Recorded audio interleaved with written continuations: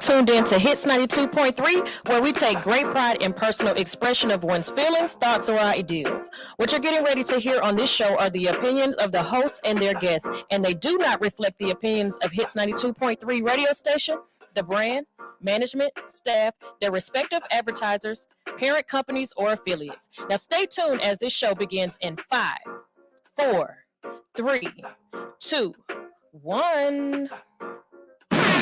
You are now tuned in to All Hustle, No Fear.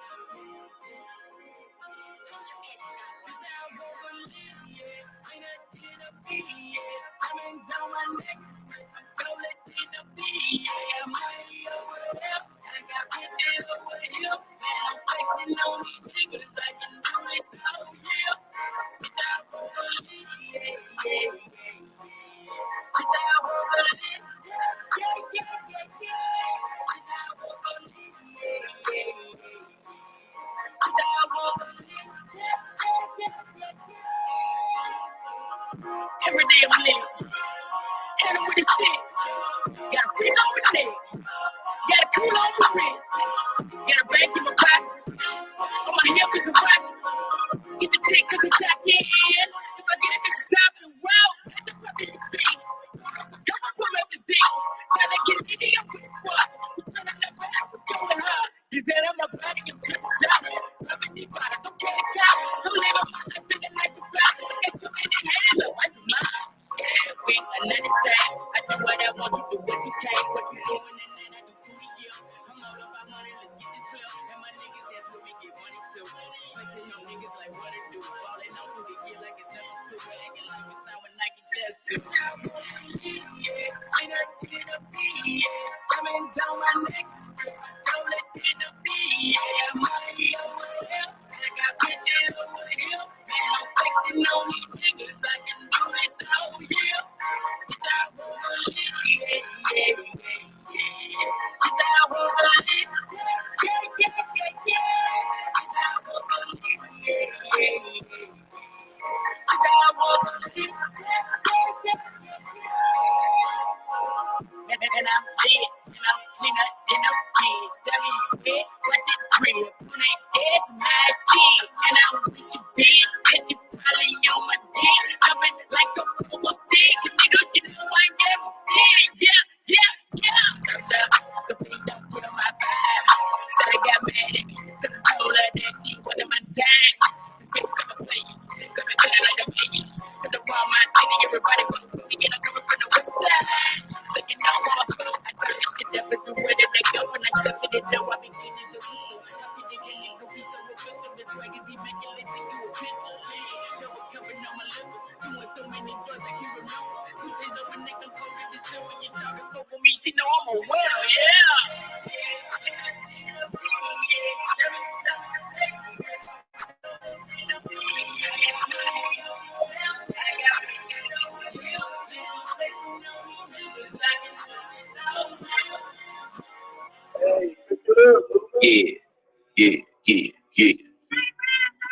Yeah. Oh, we get money over here. Stack it, flip it, stack it. Ooh. We get money, baby. Yeah. Trap rolling on all foes. Yeah. This trap right here do not close. This trap right here never close. Yeah. Pack came in already gone. Pack came in already sold. Yeah. Trap rolling on all foes.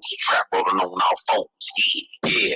I'm in the bit with the hoes. I'm the one serving the hoes. Yeah. We hit all my clothes. I'm the one serving the O's. Yeah. The junkie keep swinging the dough. Yeah. Jits on my foes. Smoke that weed. roll of that dose. Yeah, yeah. I'm the one with all the pounds. We won't let you come down. Yeah, yeah. I should never put it like that. I should never dig that hoe down. Yeah, yeah. I should never gave her that D. I should never took that P. Yeah, yeah. Now the bitch all on me, asking me for all the weed. Yeah, yeah. Hold up, bitch, fall back. Bitch, don't you ever call back. Yeah, yeah. Smashing past on the hoe. What the fuck you nigga call that? Yeah, yeah. I'm getting money by all means. Chasing up all these racks. Yeah, yeah. Play with my money, you a fool. That can make the thing go click clack. Yeah, yeah. You niggas saving these hoes. You niggas breaking the code. Yeah, yeah. You niggas ain't 100. You lying. You shaving the loaf. Yeah, yeah. You done got crossed by a friend, but I here embracing the foes. Yeah, yeah. These niggas acting like hoes, but my trap rolling all foes. Yeah, yeah. Trap rolling on all foes. Trap rolling on all foes. Yeah, yeah. This trap right here do not close. This trap right here never close. Yeah, yeah. Pack came in already gone. Pack came in already sold. Yeah, yeah. Trap rolling on all foes. Trap rolling on all foes. Yeah, yeah. Trap rolling on all foes. Trap rolling on all foes. Yeah, yeah. This trap right here do not close. This trap right here never close. Yeah, yeah. Pack came in already gone. Pack came in already sold. Yeah, yeah. Trap rolling on all foes. Trap rolling on all foes. Yeah, yeah.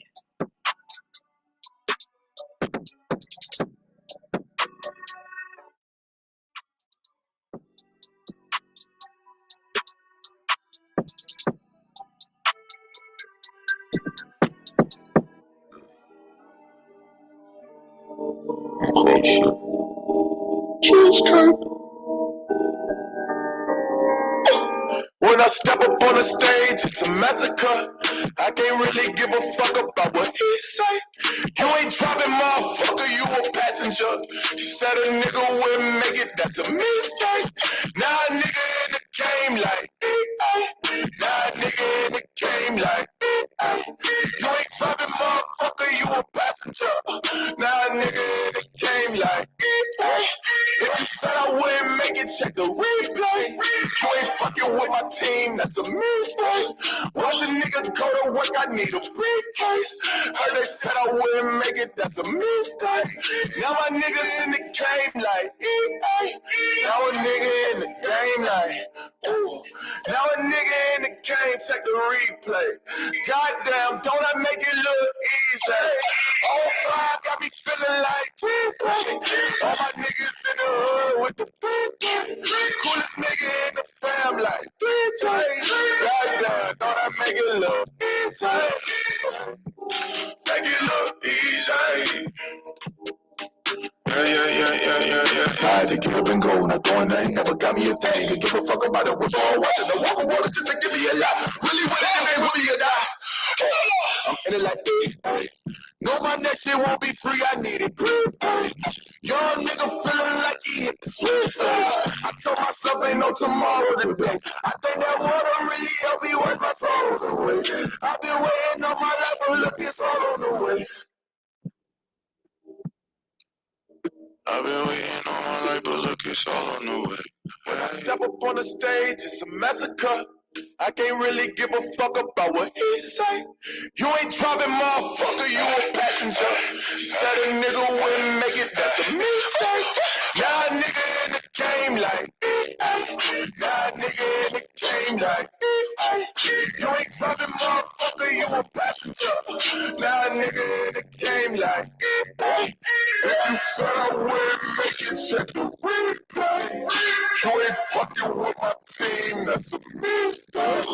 Watch a nigga go to work, I need a briefcase. Heard they said I wouldn't make it, that's a mistake. Now my niggas in the game like, now a nigga in the game like, ooh. Now a nigga in the game, check the replay. Goddamn, don't I make it look easy? Kids just released a collaboration with Hollister. It's amazing what's possible when everyone has a voice at the table, not just a seat. Seeing is believing. Head to Hollister.com to grab some exclusive merch from Midwest Kids. What's up? All my truckers out there, I need y'all to be tuned in to All Hustle, No Fear each and every morning. We will be in your ear, keeping you awake, making sure you don't roll over that slow ass car in front of you, or you get to your destination safely, okay? Make sure you tune in, leave them lot lizards alone, and listen to All Hustle, No Fear each and every morning for 7 to 10 a.m., waking you up in the best way. All you got to do is download Hits 92.3 ATL's app in the iTunes store or the Android, Google Play, whatever. You know what I'm talking about. Download it and listen. All of y'all CBD 492 Burger 495. Breaker 49, Breaker 49. We've got a hot body on the radio right now, sounding real good, giving us orgasms. Let us go ahead and tune in right now to Hits 92.3, the real definition of internet radio. Over and out. I just want to run my business and do ratchet shit with my friends, and that's it. You are now tuned in to All Hustle and No Fear with your girl, the Hood Unicorn. Come on, let's go. Back against the wall, last name against the ropes. Middle finger stretched, if you thinking it's a joke, tell my friend I'm about to blow, about to blow, about to blow, about to blow, about to blow, about to blow, about to blow. Oh, I'm about to blow. I'm about to blow. I'm about to blow. I'm about to blow. I'm about to blow. I'm about to blow. I'm about to blow. What's up? What's up? What's up? Good morning. Good morning. Good morning. How you do? How you been? It's time to wake up again, my friend. This is your early morning wake up call. If you haven't already hit the floor, if you haven't already brushed your teeth and killed that halitosis hellhound, get your ass up and get your day started. This is your official wake the hell up call. Good morning, good morning, good morning. I'm your girl Sunshine Reigns, a.k.a. Griselda Blanca, a.k.a. Uni the Motivator, a.k.a. the Party Starter. But you tune in each and every morning because I am your hood wake-up call. I am your hood unicorn, here to motivate you, here to excite you, entice you, educate you, and help you hee, ha, ha, and kiki a little. Good morning, good morning, good morning to all my little prostitutes. How y'all doing out there? Good morning, good morning. Yeah, I'm going to keep saying it again until you say it back. Good morning, good morning. How you doing? It's another great day right here at Hits 92.3. I feel like y'all should just put a bed in here for me because all I did last night was go home, go to sleep, and wake right back up and come back here. I didn't leave here last night until 9:45. Well, actually, no, that last show is from 9 to 9:40. Is from 9 to 9. I know I left here after that then. I had to leave here around 10 o'clock. And I'm fine with that. Baby, let me explain something to you. When you are doing something that you love, time moves completely differently. When you are doing something that you're interested in, something that speaks to your soul, when you have found your passion and your purpose, you don't have to chase money because it will chase you. And when your passion and your purpose is fulfilling that thing in your spirit that's itching, that thing that's letting you know that you're doing right, baby, you don't get tired. You don't feel fatigued. You know, it fills you up. It fills up your cup. The reason why my cup is so full and y'all can suck from my cup is because I'm doing things. It has pockets. Oh my God, my thingy has pockets. Every girl knows when you find something that you have on and it has pockets, it just makes it so much better. Oh my God, I really like this little thingy. It's got pockets. Y'all like my vest? It's got pockets. Anyways, so when you're doing something that fulfills you, it's not a job. It's not a job. It's a love. It's a passion. And it doesn't slow you down. It doesn't fatigue you. It doesn't wear you out. Even when you're tired, you can keep going. I could have kept going last night. To be perfectly honest with you, it took I don't think I actually fell asleep until about 12 something. But I was in the bed. Like, as soon as I got in the house, put the bag down. Hey, how you doing? In the shower, in the bed. I was in the bed in less than 30 minutes after being in my house. Like no games played, right? But I still couldn't just fall asleep. My mind was just going over the stimuli of the day. And in the position that I'm in, it's so weird because yes, you see me as the talent. Hey, how y'all doing out there? I am the talent. What's up? Hello, how are you doing? But for hits, I'm not just the talent. For hits, I am some people's mentor. For hits, I am a engineer. For hits, I am a tech. I'm IT. Like there's so many different things that are going on behind the scenes that I'm working on or that I'm doing. Like I am in charge of Hits not Facebook, but YouTube page.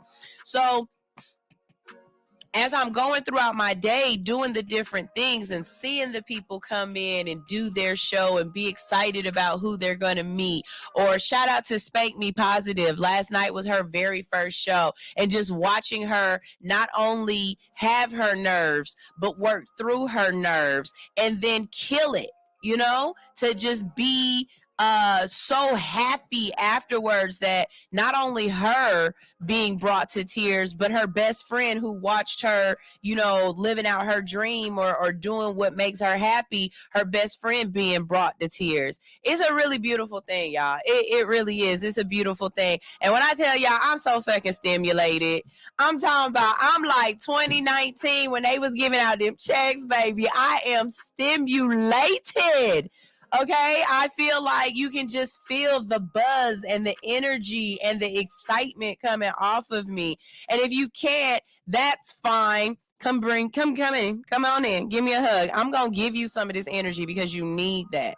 So hopefully, if there's someone out there in the earshot of my voice, whether you see me or whether you hear me, know that it's okay to walk around with your head up high, your shoulders back, your ass pulled out, your titties up, and your stomach sucked in, and feeling good about yourself. It's okay to be happy. We got a lot of people walking around right now that's in their feelings, that's fucked up, that's feeling low, that's not having the best of the best of the best. And unfortunately, because of that, there are other people who don't feel like that, but feel like they gotta guard their happiness. Like, I can't show that I'm too happy. I can't be too happy, because if I do, somebody gonna try to take my happiness, or somebody gonna try to, bring me down, or somebody gonna be mad at me for being happy. Baby, be mad at me for being happy. Be not only be mad at me for being happy, prepare to be sick of me. Cause this is my time, baby. Baby, I don't care what my pockets say. My shine is on 80 right now, okay? And the only reason why it ain't on 90 and 100 because it's cold outside. But I'm telling you right now, when it warm up and these cheeks start coming out, you start seeing these thighs, don't play with your girl. Don't play with your girl. I am outside and I am ready, okay?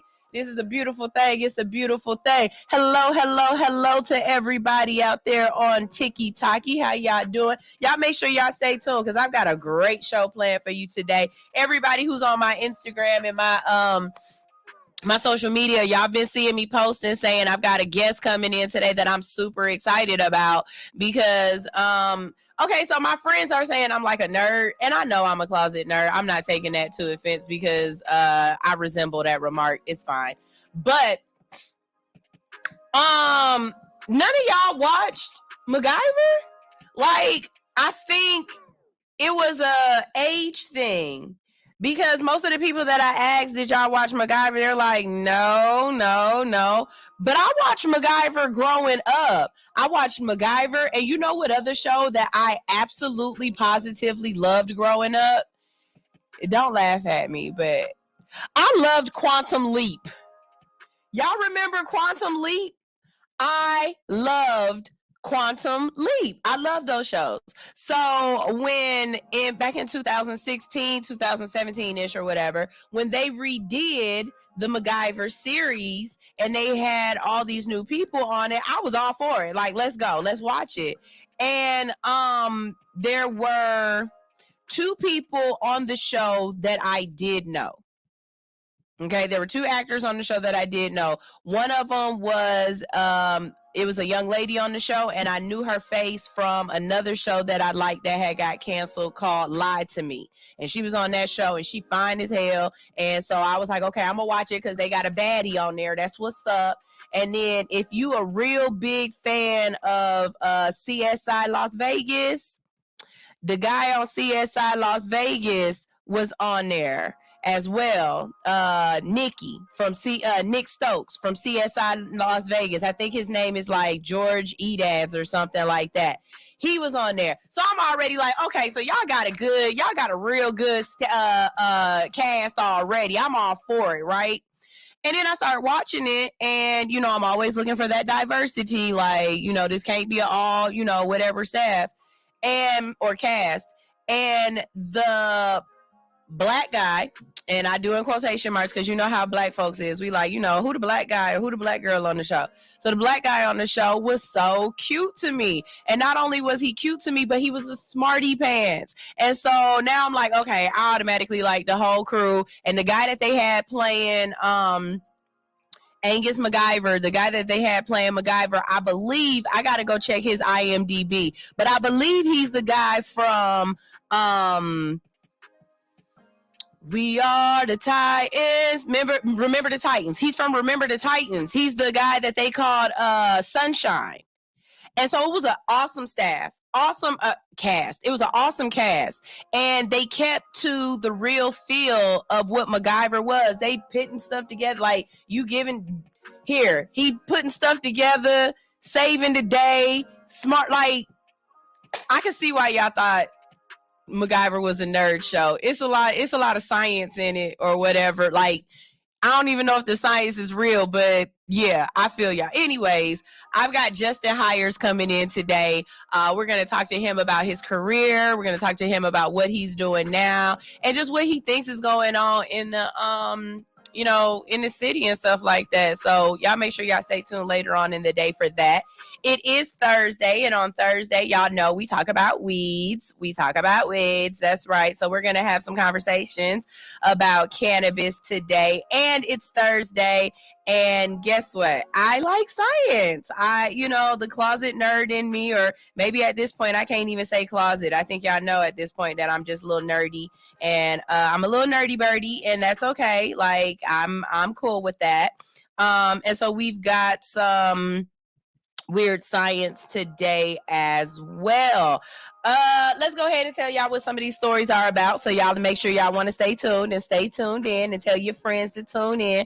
I dare you to tag your baby mama and your girlfriend and your side piece and your wife all in this same little thread. Like, I dare you to tag all of them. You're not gonna do it? Okay, it's all right. So anyways, let's see. Today we are going to talk about a weed wedding. We're also going to talk about child endangerment when it comes to weed, and we're going to talk about a cocaine cat. Now, I know cocaine don't have nothing to do with weed, but cocaine is a drug, and we're going to talk about drugs sometimes, and it all falls underneath there, so whatever. Later on in the day when we talk weird science, we're talking about two boys and a kid, that time is relative, and Earth had a direct hit. So y'all make sure y'all stay tuned for this thing, because we're going to be thang-a-langing and then thumping and bumping, baby. We're going to be having a good time. Let's go ahead and see who's in the comments. Ooh, this is a new name I haven't seen before. Hello, Akeem. How are you doing? What's up? Do you have your princely lock? Are you here looking for someone to love? Is that fucked up to say that? Was that rude and disrespectful? Are you a prince? Are you? Hey, Akeem, how you doing? Welcome. What's up, Selector partner? Welcome back. What a Selector younging. I don't know why I said partner. Welcome back, and hopefully you bring a friend and tell them to tune in. But I'm looking forward to today. I really am. And let me tell y'all how the world just work out for some people. Let me tell you how it just things come together. So y'all know that I did the Playlist Academy a couple of weeks ago, right? And they're continuing their series. And it's coming up on Friday. On the 24th is the next concert or whatnot, or the next showcase. And I wanted to be there so bad, but I couldn't because I had to work. But because of the way things work out and the way the universe look out for me, I don't have to work now. I don't have to work on Friday. So I get to be at the Playlist Academy thing again. And I am super excited. So if you haven't got your tickets to that, check out Playlist Academy on Instagram. It's Playlist Academy _. They're going to be at center stage.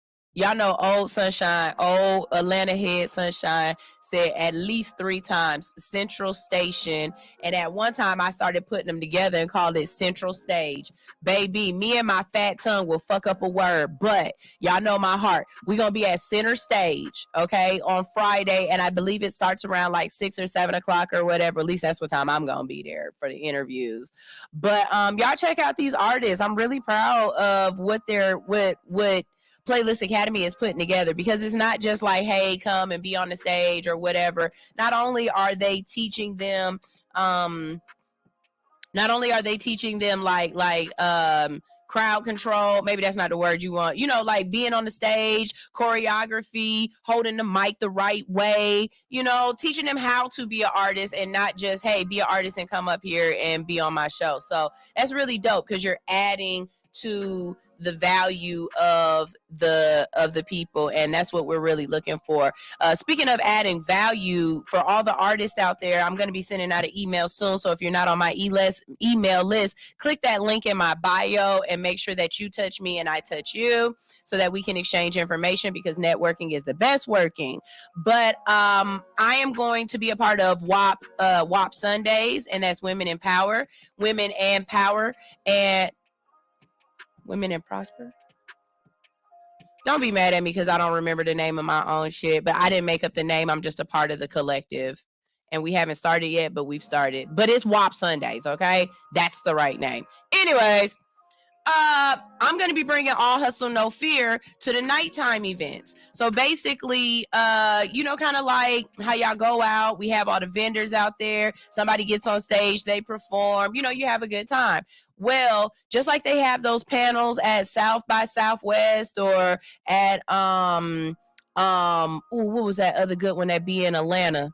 What's the good music festival or whatever? Not festival, but music conference that be in Atlanta. I was at A3C, that, just like those. So I'm going to have different artists on stage with me, and we're going to have a conversation. We're going to talk about your being an artist, talk about your art, talk about your music. And at the same time, we're going to have your music videos, your visuals playing in the background on the big screen. So, I think this is going to be amazing. I think I have enough time to do about 3 artists a night. So if this is something that you're interested in, please let me know. The very first round of people are going to go free. I'm telling you right now, I'm going to let the first round of people go free. And if I have to hand select them, I will. I don't have a problem with that. But afterwards, I'm adding value. So definitely value cost. Okay. So we're not going to play this game with y'all. I got some things that I want to do, and working with artists sometimes tends to be difficult, because they're always talking about how they're struggling artists and they don't have money to pay for this and they don't have money to pay for that, but they want things in return. And you have to understand something as an artist. If you are out here trying to put out music, you are going to have to invest in your craft. There is no music artist that you are paying to or listening to right now that hasn't had to put money in somebody else's hands so that they can push their music and push their brand forward. So when you come to me and you're asking to be on my platform, and you're asking me to push you forward, and you asking me to tell people about you and your music, and you asking me to push it hard, not just on my show, but baby, I run the whole station. So if they don't have music, your music pull up from me. You know what I'm saying? I started this because my little brother is Joey H, and I'm going to play his music video coming up next. And I kept telling him I wanted him to be down here in Atlanta. He was like, he needed to create a base to be able to, a fan base to come out here. Bet. Who don't know about Joey H that listen to my show? Because y'all going to know Joey H after I'm done with you. You know what I'm saying? And I do that for every single artist that I really fuck with. And I really appreciate the artists that are out here showing love. Thank you very much to people like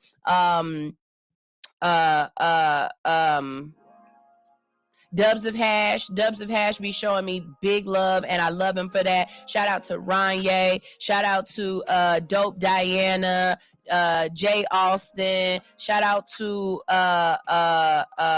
who else I want to show some love to. Like, it's a lot of people out there that are really out here doing their doggone thing, but at the same time, they respect the fact that I'm doing my thing for y'all too.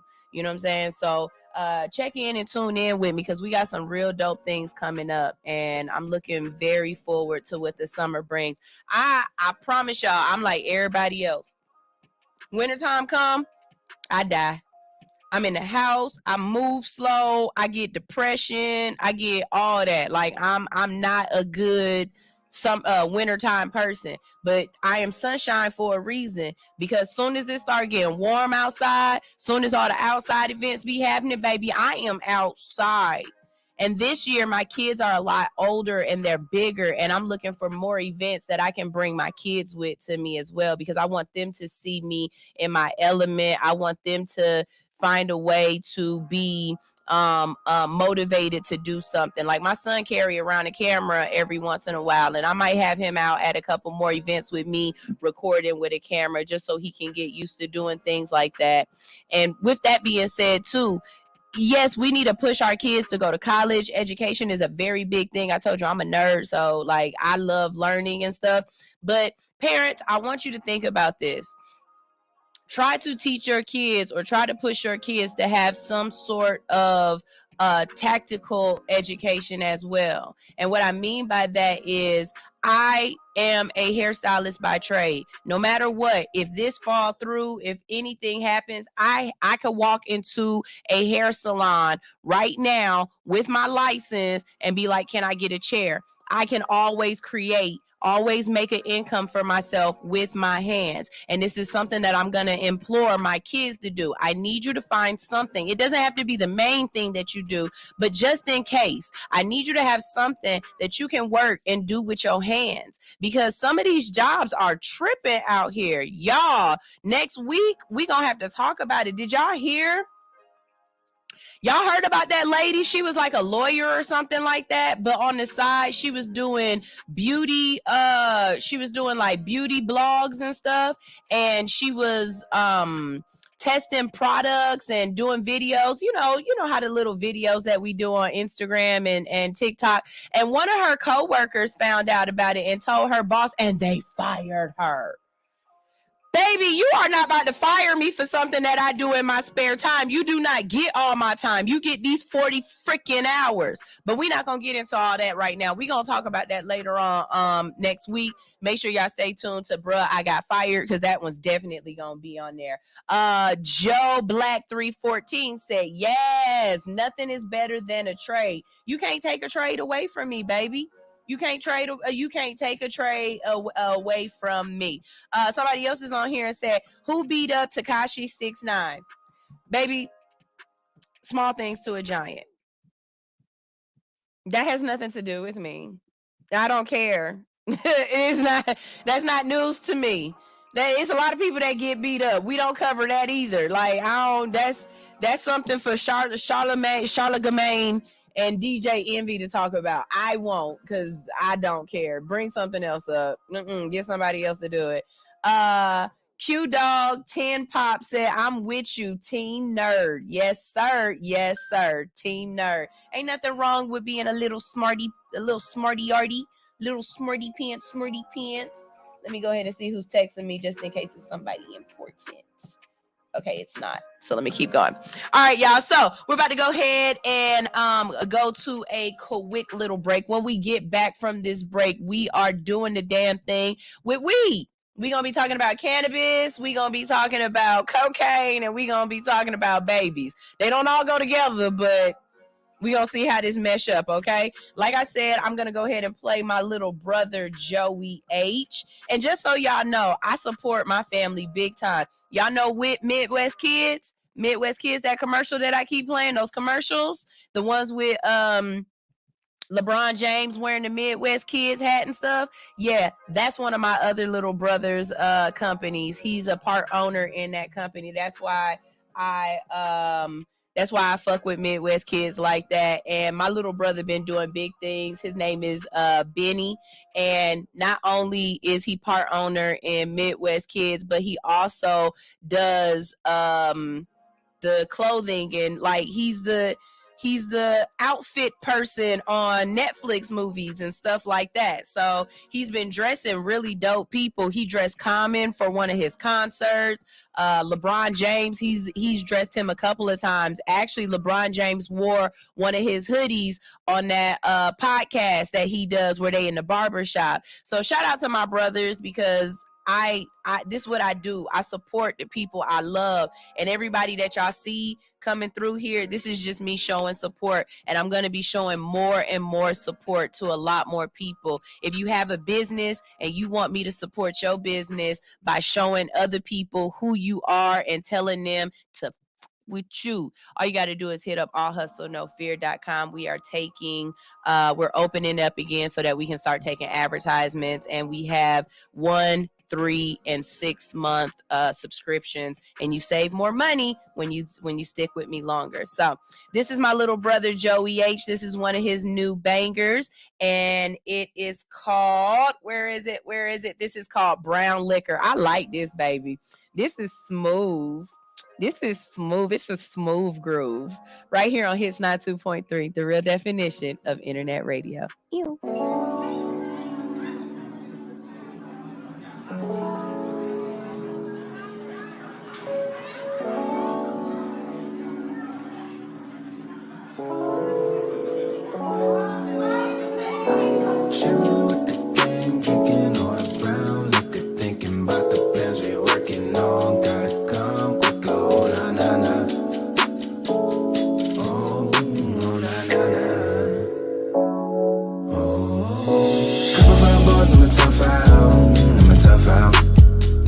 Songs and they all out, yeah, they all out. Couple brown liquor on now. Finally up next, and we gone now. Couple 5 bars, I'm a tough out. Couple new songs and they all out, yeah, they all out. Couple brown liquor on now, yeah. Finally up next, and we on now. Yeah, sleep in peace of mind. Yeah, failed 1,000 times. Yeah, live a life of lessons. Now my wins they multiply. Yeah, checks are rapid acting. Moves are calculated. So if you wanna holler, then Venmo me the payment. Cause I'm focused on the catalog. Bump whoever hated. I'm in my own position, and ain't no one adjacent. Yeah, always loving, like the building up. To inspire is do or die on my clock, on my time, man. Y'all couple 5 bars, I'm a tough out. Couple new songs and they all out, yeah, they all out. Couple brown liquor on now. Finally up next, and we gone now. Couple 5 bars, I'm a tough out. Couple new songs and they all out, yeah, they all out. Couple brown liquor on now. Finally up next, and we gone now. Could've signed the files away, but everything mine though. Need all of that. Why sign a deal for files that I own for me to give it right back? Need my contract, max, Lindor money, 10 plus independent grind. On my own time, I don't race nobody else. But if I did, I'm clocking up Hall of Fame time. Florence, Jordan, AICH, woo. I seen my life change before my eyes. Wait, the shit looking great. Cab side, right on the beach with a queen of mine. Think about everything I dreamed that I would get to live and still have enough to have scenic vibes. Couple 5 bars, I'm a tough out. Couple new songs and they all out, yeah, they all out. Couple brown liquor on now. Finally up next, and we gone now.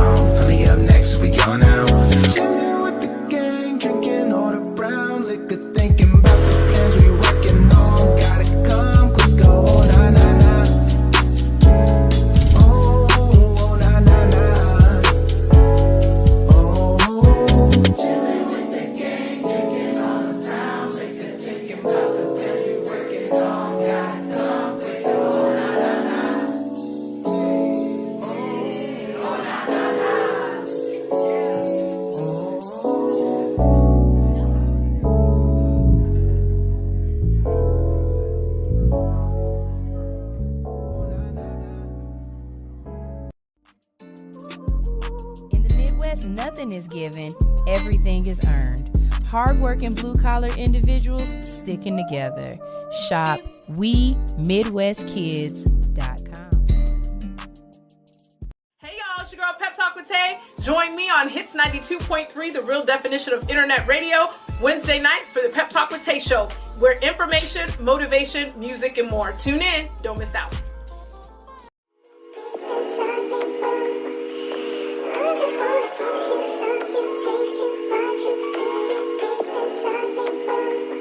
Yeah. Shining. We shining. I don't even need diamonds to know we blinded. We just shining. Got the sound so sonic. And I don't mean to be honest, but last I checked, I'm rolling with the set to catch a jet until the next. That's big money. Doing big things. Coast to coast, I'm in the Land Rover. That's a big range.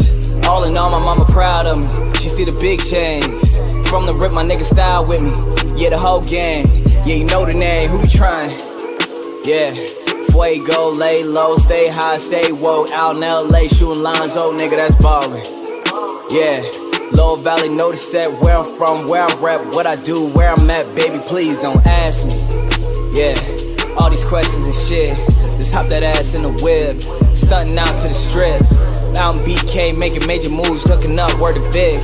You know the boy getting sick. Tell me who coded it. At the end of the day, I'ma keep getting this pay. Benjamin's all in the way, took a flight to LA. Photo shoot shot in 4K, then I might lay with your bae. At the end of the day, I'ma keep getting this pay. Benjamin's all in the way, took a flight to LA. Photo shoot shot in 4K, then I might lay with your bae. At the end of the day, I'ma keep getting this pay. Benjamin's all in the way, took a flight to LA. Photo shoot shot in 4K, then I might lay with your bae. At the end of the day, I'ma keep getting this pay. Benjamin's all in the way, took a flight to LA. Photo shoot shot in 4K, then I might lay with your bae. Yeah, I might lay with your bae. Yeah, I might lay with your boo. Baby, what you tryna do? Touchdown just come through. Yeah, that bitch with the crew. Ayy, yeah, you know how we do. Yeah, out here making moves. Yeah, no time for the snooze. Big money. Yeah, big cars for that big ass. Bounce back when I whip that. Hella loose on the gym black. About to vacate, get my mind straight. Hella sharp when I get back. Couple shows, you can count that. Hella cake off the kickback. Yeah. Stay true from the rip, nigga. How to cleanse out the click, nigga. How to kill off the simp, niggas. How to let go, how to level up, double up to get rich, nigga. Thoughts cross past the rim, nigga. Head high, low brim, nigga. Yeah, I'm good all across the valley. Loon boy ask about me. Cushed up when they found me. Gang, gang, gang, if you niggas trip, you can go and that's about me. Got the crew right behind me. How you niggas gon' stop? At the end of the day, I'ma keep getting this pay. Yeah. Benjamin's all in the way, took a flight to LA. Photo shoot shot in 4K, then I might lay with your bae. At the end of the day, I'ma keep getting this pay. Benjamin's all in the way, took a flight to LA. Photo shoot shot in 4K, then I might lay with your bae. At the end of the day, I'ma keep getting this pay. Benjamin's all in the way, took a flight to LA. Photo shoot shot in 4K, then I might lay with your bae. At the end of the day, I'ma keep getting this pay. Benjamin's all in the way, took a flight to LA. Photo shoot shot in 4K, then I might lay with your bae.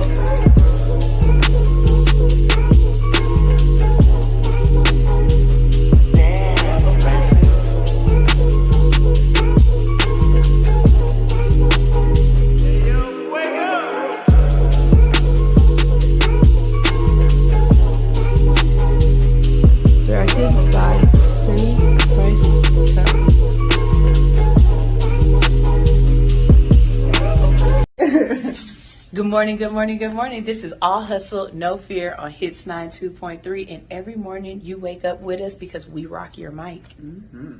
How big is your mic, Sunshine? Big enough to interview you with. Yes, my mic is big enough to interview you with. So you already know if you want to get an interview with me and come sit in this hot seat, all you have to do is visit allhustlenofear.com. Swear to God, it will be the best fun you have in the morning. I'm telling you, waking up with me is interesting, baby. You want to wake up with me, baby? What's up? All right, let's get this thing thang-a-lang. It is Thursday, and we're going to talk about some weds. We're going to have some weed conversations. And let's see. Somebody is doing a weed wedding. I wish I could have had a weed wedding. I got married at the courthouse, and I'm all for a courthouse wedding because what I'm not about to do is pay $20,000 for somebody else to have a damn good ass time. I'd be damned. I remember my mom, soon as I got engaged, my mom was like, oh, this person got to be there and this person got to be there. I said, who are these people? She was like, they're your cousins. No, the hell they not.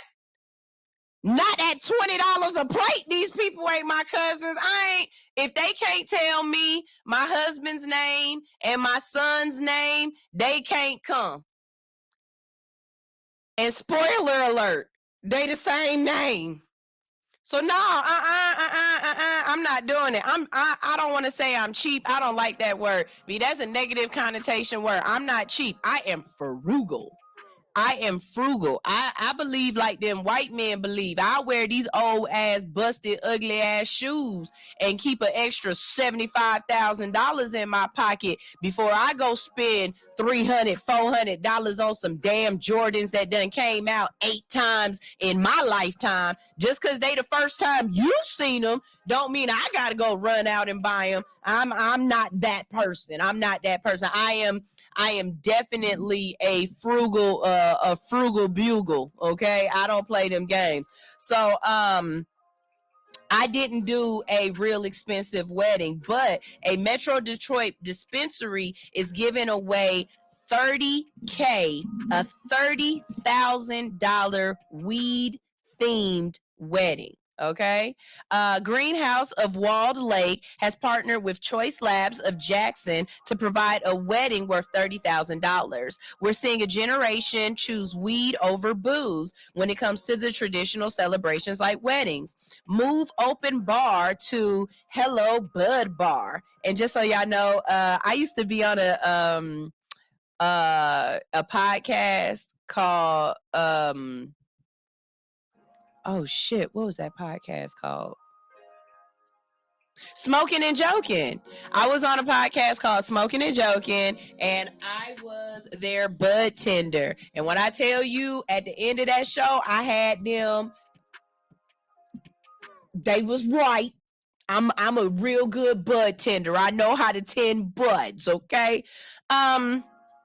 The wedding will be held on the grounds of the dispensary. The Bud Bar, manned by bud tenders and stocked with high-quality flower and choice products, will accompany a custom-made, mojo-infused chocolate wedding cake, the dispensary said. First of all, I need you to let me choose what flavor. I'm glad you're going to make a cake for me, but I don't do chocolate cake. Chocolate cake is not good. And then somebody was like, so you don't like red velvet cake? And because red velvet cake basically is just a red chocolate cake, y'all. That's really all red velvet cake is. And I mean, I'll take a couple of bites out of it. It's fine. But I'm not about to eat a red velvet cake with chocolate frosting. If you going to give me a red velvet cake, it's got to have cream cheese frosting. But I'm not a, y'all like chocolate cake? Chocolate, strawberry, or a white cake? Which one is it for you? Is it chocolate, strawberry, or a white cake? I want to know. And then after the ceremony, there will be weed leaves thrown instead of rice. The winning couple will work with a wedding planner to make sure everything goes well. And anyone old enough to receive a marriage license is eligible to win. There's no purchase necessary, and the winner will be announced early May. To enter a short message about why you want to win by April 30th, and it's on their page. So yeah, I'm willing to get married again over a weed party, like a weed wedding. What y'all think? I think this is a dope idea, and it's really good advertising because everybody gonna sign up for that, right? Like everybody want a free wedding because I'm Joe Black said I'm strawberry everything. Strawberry ice cream, them little strawberry candies that your grandma give you at church. He said he's strawberry everything. All right, so y'all. So you got Cocaine Bear, and y'all done made lots of money on that Cocaine Bear movie. That movie did good. And now it's a zoo that's caring for a wildcat that tested positive for cocaine. What? All right, the Cincinnati Zoo is currently taking care of a cocaine cat. A wild cat named Emery is being treated at the zoo after it was found in a local neighborhood with a broken leg.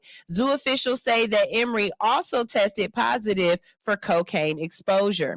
Emery is a civril, a type of African cat that's illegal to own as a pet in Ohio. Zoo officials are hoping that he will make a full recovery. Okay, so this is the real question, y'all. Like for real. We're not gonna play no games with this one. Who gave the cat cocaine and why? Like, come on now. It's certain things that I just don't want to do with animals. Have sex is one of them. And don't look at me crazy because it's people out there who do weird things to weird things, okay? They stick their holes in all kind of stuff, all right? One, I don't want to do that with no animals. Two, I don't really want to give no animals drugs. I don't feel like drugs are the right thing to give to something that can't tell you how it feels. You know what I mean? Like, yeah, it'd be funny or whatever when your dog eats your weed or whatnot. But watching that poor animal just walk around in circles and lobbying back and forth, like, I'd be feeling bad for the animals. You know what I mean? Cocaine, it's got pockets. Man, this is awesome. Cocaine ain't one of them things that I feel like an animal should be ingesting, because y'all humans don't do cocaine right. So why would you just why? And what was the cat doing around the neighborhood? Like, was he fucking shit up or was he just kicking it? Because I'm curious. Somebody said that would explain like why Panthers pace like that. And then somebody said, man, that baby gonna be Richard Pryor. Hey, we had go back to my 500th episode. We had an extensive conversation about cocaine and Richard Pryor's dick. So you make sure that was funny, but it's true. Funny but true. Go to that 500th episode. We had a good conversation about that. So now we got the funny hee ha ha's out the way. Now we got to get serious for a little bit, because this one is serious. And one thing about me is I'm gonna bring attention to what needs to bring attention to. So Coffee County, Tennessee, I need you to come to the front of the congregation. We need a conversation with you real quick, okay? The five children of a couple from Georgia were put into state custody after their parents were pulled over in Tennessee and charged. Bianca Claiborne and Dante Williams were traveling from Georgia to Chicago for a funeral when they were pulled over in Coffee County, Tennessee. According to the affidavit, the traffic stop was for having dark tinted windows and using the left lane without actively passing. After being pulled over, the state trooper smelled marijuana and found about 5 grams of it in the car, according to court documents. Later on, Claiborne's children were taken into Tennessee Department of Children's Services custody after a court ruling. The kids aged and ranged from 4 months old to 7 years old. When I went to go reach him, the man grabbed me. He said, "Don't touch him." Remember the moments her children were taken out of her custody. My oldest child, he looked at me all confused, and I just gave him a hug and told him it's not your fault. Claiborne's attorney said that they don't believe this would have escalated in the same way if his clients had looked different or were from a different background. You know what we're trying to say. You know what he's trying to say. Following the publication of the Claiborne story in the Tennessee Lookout, Tennessee state Democrats called for DCS to release the children back to their parents. It's outrageous that the state forcefully separated Bianca Claiborne, a breastfeeding mother, and Dante Williams from their kids and have allowed this to continue for nearly a month. The state exercised extreme and flawed judgment in taking their children, and it seems they've doubled down on this poor decision, said Senator Ramesh Akbari. She's a Democrat from Memphis. The same sentiment is echoed by Akbari's colleagues. This is an unacceptable abuse of power for state officials to rip 5 children away from their parents over a misdemeanor possession charge when DCS can't even take care of the kids they already have in custody, said Senator London Lamar, a Democrat from Memphis. In a statement, the Coffee County District Attorney said that there is more to the story than Claiborne and her attorneys are publicly releasing. Certainly, there are more facts and circumstances that exist that the defendants have chosen not to disclose during their efforts to try this matter in the court of public opinion and in the realm of politics. My office will only try this matter in the criminal court of law. Tennessee Highway Patrol said that there was a weapon in the vehicle in possession of a convicted felon, but no evidence of those charges has been filed or released to the public. We did not arrest the mother in this particular case with the intentions of leaving the children with her, and that's where we left it. The mother had custody of the children when we were done. According to DCS officials, they can't comment on ongoing cases and emphasize that the decision to put the children in state custody falls to the courts. DCS and law enforcement follow protocol for collecting evidence, and those findings are then presented to the court. In this instance, the evidence resulted in the court placing the children in DCS custody, and said a DCS spokesperson. Claiborne's attorneys said DCS has retaliated against them for releasing certain legal documents to the public, but DCS has not responded to comment on that. Yet, while lawyers and the government officials go back and forth, Claiborne feels like she is grieving. She said, "It's like a death, losing someone you can cope with because they're not with you any longer, but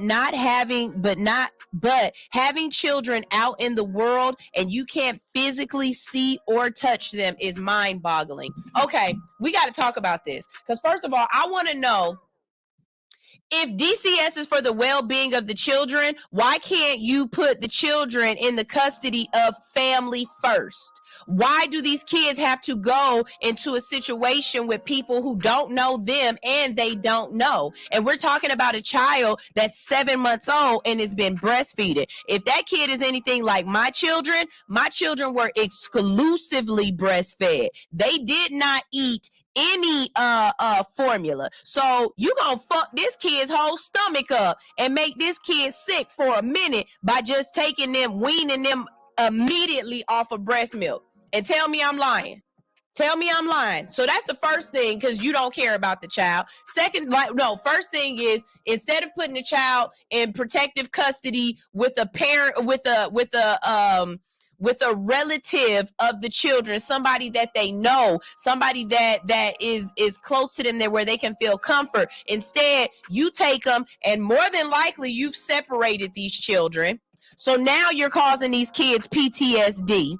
Then on top of that, let's just talk about the fact that in half of the states in the United States right now, there's 50 United States. I know some of y'all think it's 51 or 52, but there's still only 50 states in the United States of America as of right now, okay?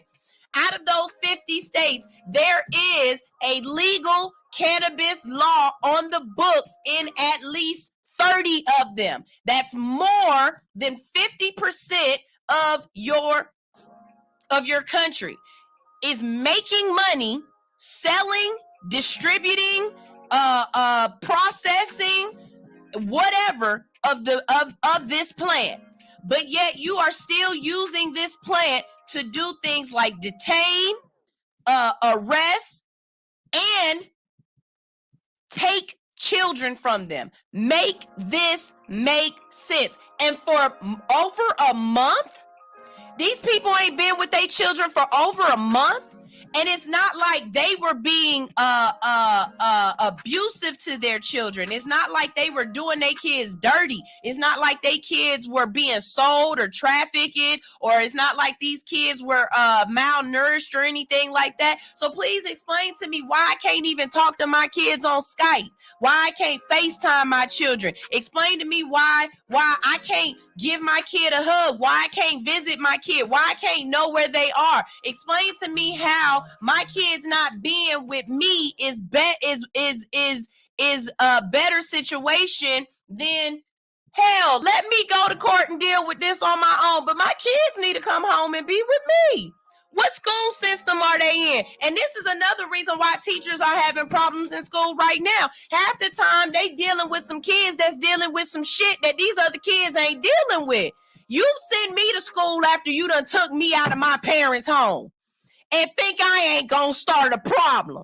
Because as a kid, the first thought I'm gonna think of is, if I act a fool enough, maybe you'll send me back home with my mom. I ain't gonna front. That would be my first thought. I swear to God, I'm gonna act a monkey out here. I'm gonna tear these people a new hole.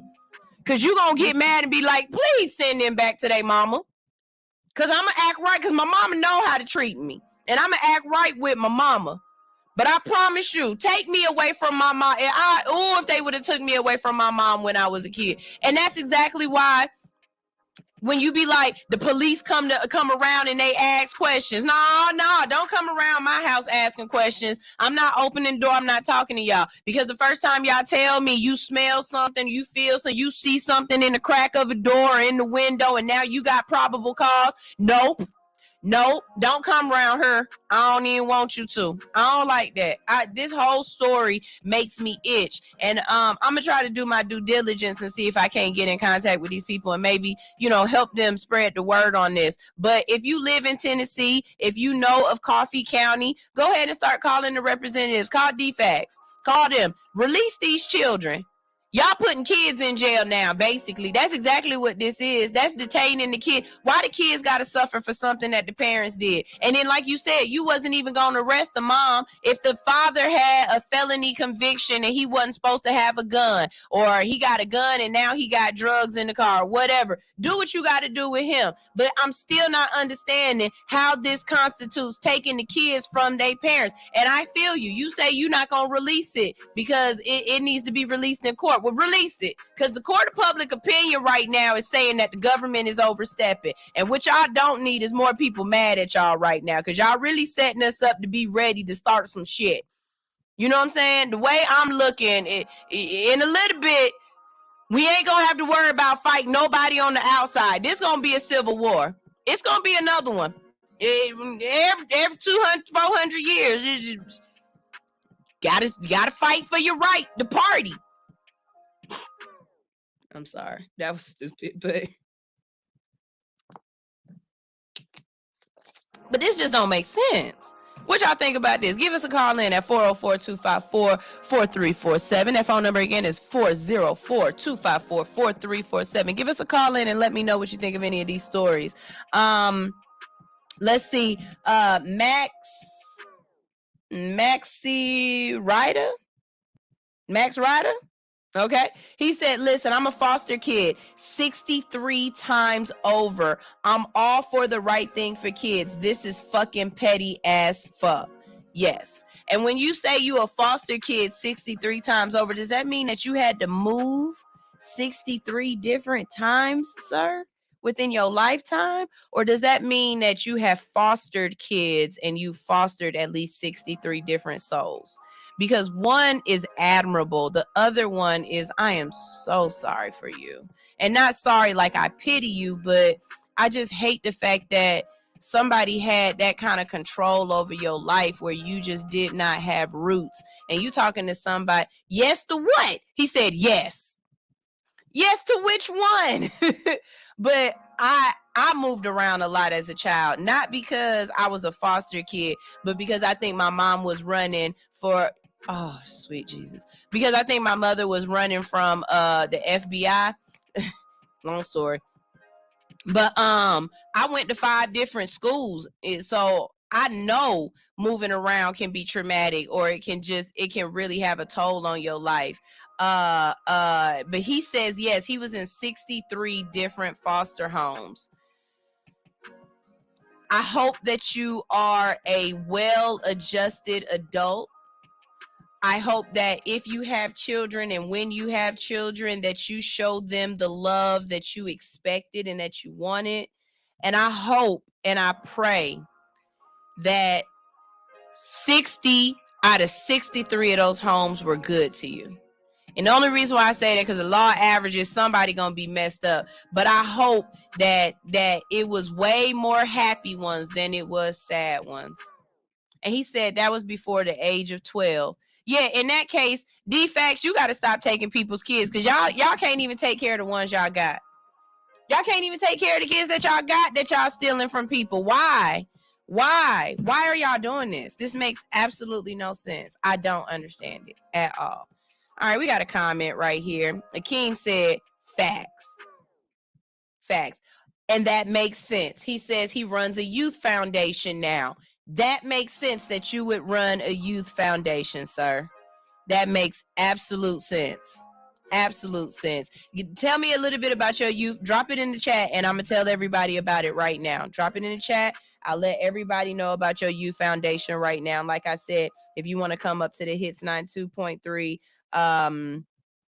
station and talk about it, or if you want to do a live, do a virtual interview, all you got to do is go to allhustlenofear.com. But that's admirable that you've been through 63 foster homes and you came out on the other side of it wanting to help other people and show other people love. That's a beautiful thing. Y'all, we're going to go ahead and go to our next commercial break of the day. I'm about to get this thing set up for my interview at 8:15. Y'all stay tuned because we got a good one. Like I said, the nerd in me, you know, I might have to find some things around here and see if he can build something or put something together, or if he can MacGyver some stuff. You know, I'm real good at saying, can you MacGyver a bong? If you can MacGyver a bong, you're a real good person to me. You know what I'm saying? I see you. All right. This is All Hustle No Fear on Hits 92.3, the real definition of internet radio. I am your girl, Sunshine Reigns, and I will be right back, and so will you. Okay. Stay tuned. We're going to play a little bit of music. Which y'all want to hear? Y'all want to hear some Stilo Hefner? Y'all want to hear some Drugs in My Car? Y'all want to hear some Cool Ass People? Y'all want to hear some Dubs of Hash? Come on. I'm asking. What's up? 3, 2, 1. Okay, well, if y'all ain't gonna tell me nothing, I'm gonna go ahead and play something. Here is Officially Made with Drugs in My Car. Somebody said Earth, Wind, and Fire. Baby, we only play independent artists. We do not play no mainstream music. Get with it. Here we go.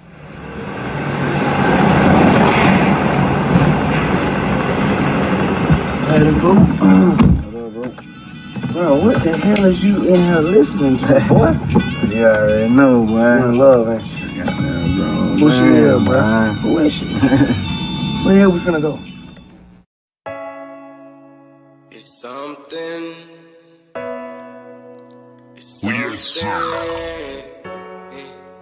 It's something you should know. I got drugs in my car. Drugs inside my car. Drugs inside my car. I got a stick on me too. Damn, bro. Why you tell me? Damn, bro. Why you tell me? Drugs inside my car. Drugs inside my car. I got the stick on me too. Damn, bro. Why you tell me? Damn, bro. Why you tell me? They told me stay at home. She didn't even pick up the phone. Man, I ain't put a gun in your head. Man, you know you grown. Hey, stop trying to hide that shit. Don't make no sudden moves. Hey, I gotta hide that sack. Man, I got too much to lose. Alright, okay, be cool. His ass just got out the car. Can't do nothing but be smooth. You just stay where you are. Alright, bet. Don't start sinking, daddy. Something you should know. What? I got drugs in my car. Drugs inside my car. Drugs inside my car. I got a stick on me too. Damn, bro. Why you tell me? Damn, bro. Why you tell me? Drugs inside my car. Drugs inside my car. I got the stick on me too. Damn, bro. Why you tell me? Damn, bro. Why you tell me? Hey, everything gon' be alright. Okay. Just sit back. Hold tight. Hey, yeah, I know my dog, but I can't throw away my life. Hey, this is all on me, not on you. Yeah, I know that you had that situation and been down this road before. Hey, we two peas in the pod. You was there when life was hard. Hey, I appreciate that, bro, but I'm the one taking the charge. Yeah, facts. Well, I guess we gotta sit right here and wait, bro. Yeah, I know, but I'm blessed, so we gon' be straight, bro. Cool. Hey. We spent our lives in the hood, and ain't no limit to the drugs they dealing. The drugs they dealing. Yeah, we spent our lives in the hood, and ain't no limit to the drugs they dealing. The drugs they dealing.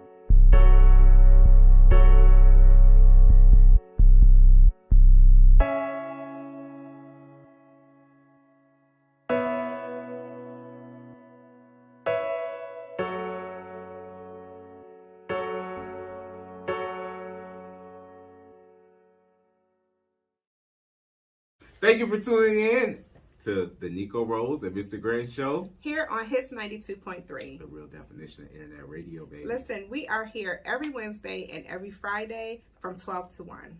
Talking about relationships, love, and more. And more. We have Wednesdays, which is Mr. Grant Show. Fridays is Miss Nico Rose. And you can definitely follow us on our platforms at Nico Rose Was Here. Mr. Grant ATL. All social media platforms. YouTube. And also subscribe to our YouTube channels, Hits 92.3 and Mr. Grant at ATL. Period. We'll see you then.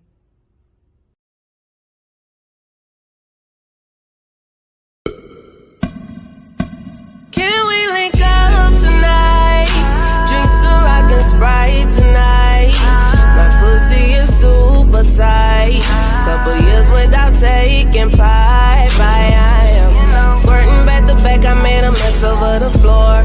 Moaning out loud, the neighbors banging on my door. But the pounding ain't gon' get it.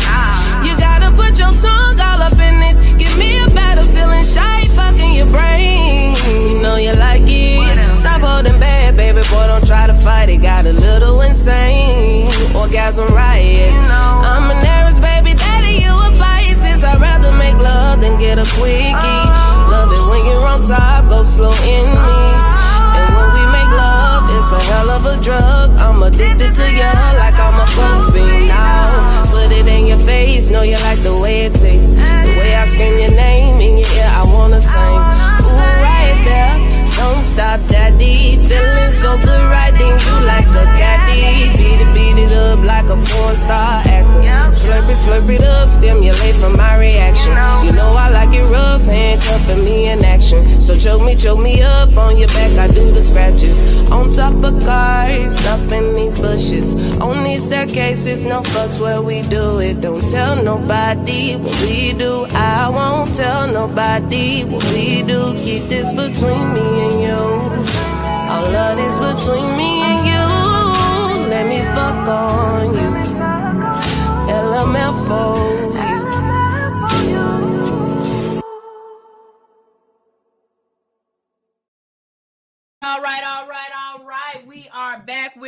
We're back. You know I gotta show you some booty. Shout out to Shy Kiera and that beautiful music video because I love her so much. You know how I love the booties.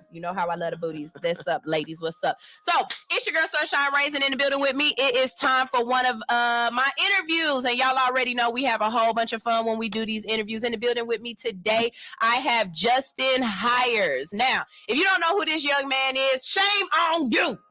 Shame on you. And I'm going to tell you why it's your fault. Because he has been in some of the best remakes that I've watched so far, okay? Like, this young man was in Rush Hour, the remake, the sitcom. He was on, like, he played Carter. Main character vibe. That's a fact. That's a fact. That's a fact. He was also in. It got canceled during the commercial break, but but I did it. I was on it. But you was the main character. I was the main character. They can't take that away from you. Okay. He was also on MacGyver, and he said it went 5 seasons. 5 seasons. 5 seasons. He said it's a show that was popular. I mean, it was. Would you say it was? I said it was successful. It wasn't popular. Successful, but not popular. Yeah, Euphoria is popular. MacGyver okay, now you want to know what's funny? Yes, queen. I've never seen Euphoria. Yeah, it ain't nothing but child porn. And that's why I haven't watched it. Yeah. Thank you for saying it. Never mind, I won't see it. Y'all, I told y'all yesterday that's the reason why I ain't seen Glee and all these other different shows, because I don't want to, as an adult, I'm 40, y'all. I'm not about to watch. You Shut 40? up. Yes. Okay. Hello. Okay. Hello. We see you. Hi, how are you doing? So, as a 40-year-old, I do not want to watch children simulating sex. You know what I'm saying? I don't think they simulate it. We can cuss on here now. Hell yeah. Okay, I don't think they fucking. Yeah, they fucking. They are fucking. They doing the hoochie cooch, the hucklebuck, the horizontal poker. Oh yeah, we got gadgets and gizmos aplenty. We got who's its and what's its galore. All right, I see you. I need to think about Bob. Damn. Okay. Wow. All right, I'm listening. But I'm not gonna watch. Even if you are an adult playing a character or playing a teenage character, it still feels wrong to me. Like it make my underboob itch. It's not one of those things that I like to do. I know about 3 niggas that'll scratch your underboob. I know about 2 females too. While y'all playing, you know what's up. Shout out. So you know that's what it is. So for anybody who doesn't know this man's catalog, what I'm about to do right now is I got a couple of clips for you. Okay. The first clip I'm gonna play for y'all is from the Rush Hour series. And tell me a little bit about how you got the job. What did you think about it? I know you say it got canceled during the commercial. Yeah. But this scene that I'm playing, I actually saw this on TV. Like I watched it. Did you? Yeah.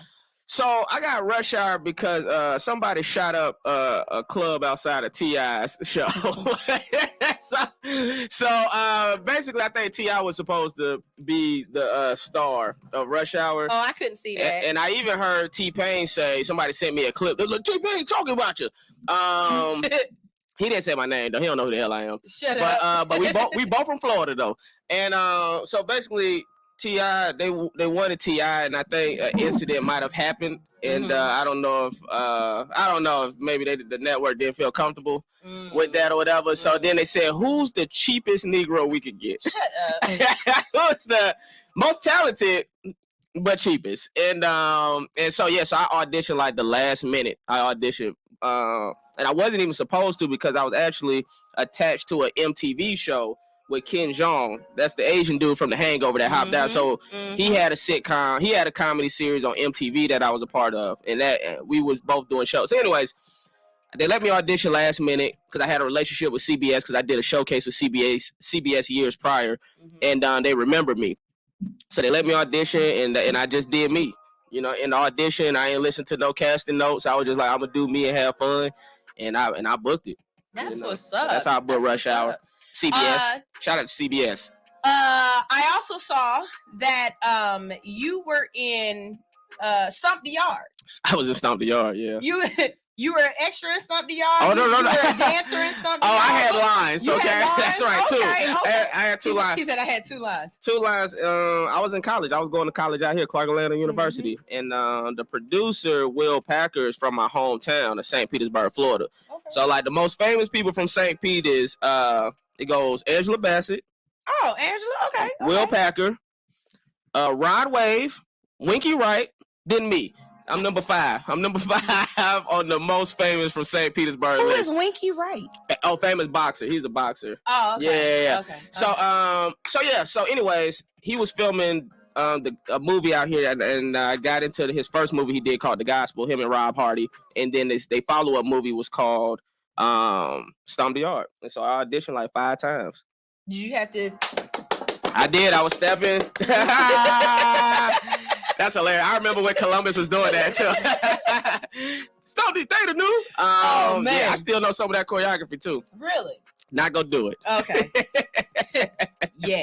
Not yet. Yeah. Okay. So yeah, that's how I got it. So yeah, Stomp the Yard had 2 lines in it. My name was Byron in the movie. Okay. And it was good. I can see you as a Byron. Can you? I guess so. See you as a Byron. I do look like I could be a Byron. Unfortunately, I look like So here is a scene from Rush Hour. All right. So when you see it, then you're gonna be like, "Oh, I know that Negro. All right. I know that Negro." Here we go. That is him. Carter? Detective Carter. Carter. Do you just love my name, or do you not understand a word I'm saying? Guns on the table, drinking 40s, just hanging out, perpetuating negative stereotypes. The hell you want, Carter? Let's go talk.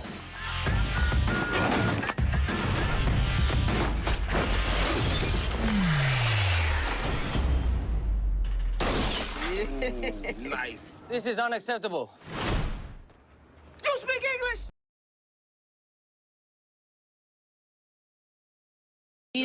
He's a great. Oh, he's no, go ahead. He's a great dramatic actor and comedic actor, and he could rap his ass off. Really?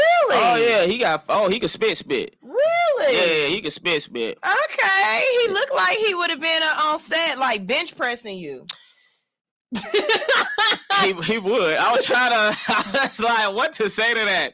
Yeah, I'm sure he would have. He looked like in his spare time he just pick up people and just make sure his arms is big. He's like big. I ain't gonna be no bitch. I ain't gonna be no bitch.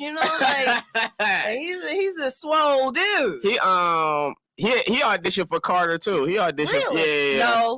No, sir. I'm sorry, but Carter was not that thick, bruh. Yeah, Carter wasn't that thick. And I had to run around. It was so funny because he was telling me how he auditioned for Carter. And then we on set like the first day or whatever. He's like, oh, my knee hurt. And I'm like, see, nigga, you can't even chase nobody. You got to run and beat up people. You couldn't even do that, bro. So let's talk about that. The stunts, especially in MacGyver, there were a lot of stunts. There was a lot of explosions, a lot of jumping out of stuff. Again, like I said, I watched this series, and when you first started, I noticed that your character was more of he's the friend, and he wasn't really active because he wasn't supposed to know what MacGyver's job was. You know what I'm saying? He was in the dark as to what MacGyver really was doing. So he wasn't as active in like the spyware of it all. Right. But eventually, you ended up in the FBI or not you, but Bozer. Yeah, Bozer. I was okay. I thought Bozer ended up in the FBI. He was dating a girl. I was mad at her. She was cute. Whatever. But he also ended up being on more of the series show? No, not of the the missions. Of the missions. And so, were you your own stunt devil? Did they have somebody walking around that she was like, "This nigga don't look like me. They know this ain't gonna be me," or how was that work out? So I actually did do a lot of my own stunts. It started with Rush Hour because they had a stunt double for me for Rush Hour. But I'm a first degree black belt in real life. Yeah, I bust that ass. And so, okay, so now we got to get him to do this and to do his Billy Blanks. We're gonna get him to do some high yaws too. Some high yaws. Some yes bitches. So I did. So when I was doing that, they realized like, oh, Justin knows how to do like fight sequences. Like he knows like what he's really doing. And so when I got to MacGyver, I had stunts, but it was so easy compared to Rush Hour because Rush Hour, I was literally fighting every episode. And then MacGyver, it was every few episodes when I actually had to do something. So I had a stunt double, great guys too, but I didn't really need them as much. But I had a guy named Jay, another one named Tim. And yeah, I mean, it was great. Did you ever get hurt? Do you get paid more if you get hurt on set? Maybe if you sue their ass, but but I do know I think stunt doubles get paid like per stunt. So there was a stunt in the pilot episode of Rush Hour where my character had to jump from a helicopter. So I didn't do that. I know you didn't. Yeah, I didn't do that. I know the hell you didn't. Not only that, he almost hit he had to jump out of a helicopter and land in the pool. He almost hit the side of the pool. Yeah, he missed it. I'm not bullshitting. Maybe by this much. Really? Yeah, from the edge of the pool. And they only did one take. Yep, that's it. That's like, it. we That's got it. it. We got it. Yeah. We got it. We ain't gonna get no closer than this. Yeah. The hell with that shit. Yeah. The hell with that. Yeah. So I also see that. Well, no, hold on. I want to play this. I want to show y'all him in MacGyver. So here we go.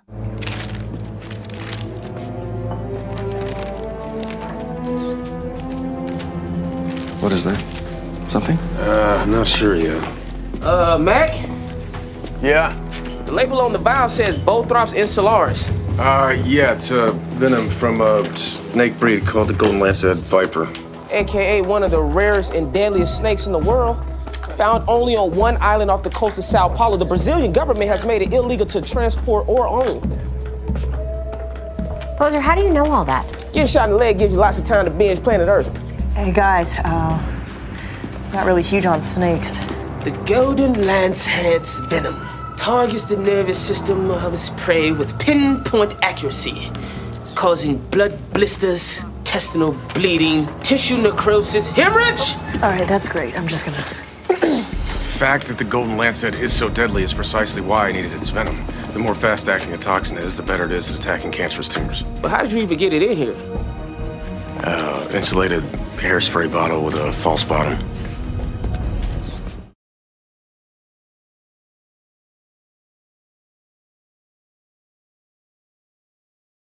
It up because I'm enjoying the hell out of this. Okay, so tell us a little bit about getting on MacGyver. One of the biggest things that I notice when I see people in shows like this, when they're talking real sciencey and stuff, how the fuck y'all get to learn these words? Because I know you can't say mastocytosis and shit like that in regular talk. Like I damn sure can't say whatever that was. I made it up.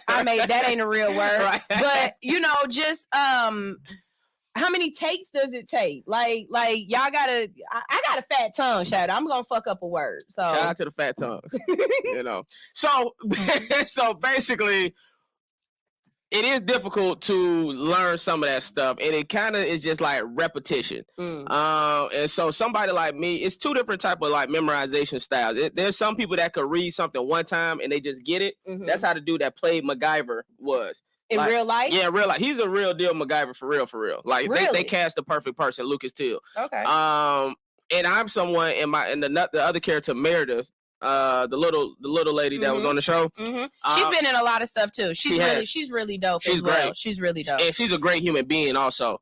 So we're the two that we just have to keep going over the lines, and then eventually it'll stick with us. So we can say it, as naturally as possible. But yeah, I mean, I would never want to be on like an ER type show. Really? Yeah, because I mean the verbiage and language with that. I mean, you're not doing it. Nah, See, let me just tell it. And that's my thing too. I'm like, man, I think I could play a good like comedy show. You exfoliate? How you 40? You exfoliate? What you doing? I mean, you just don't let niggas stress you out. Don't let niggas stress you out. And I'm gonna let everybody know right now. You just don't let niggas stress you out. Niggas ain't shit. Niggas ain't shit. I got good genes, baby. These is Bugle Boy. That's it, Bugle Boy. Shout out to that. Shout out to Bugle Boy. I definitely used to rock Bugle Boy.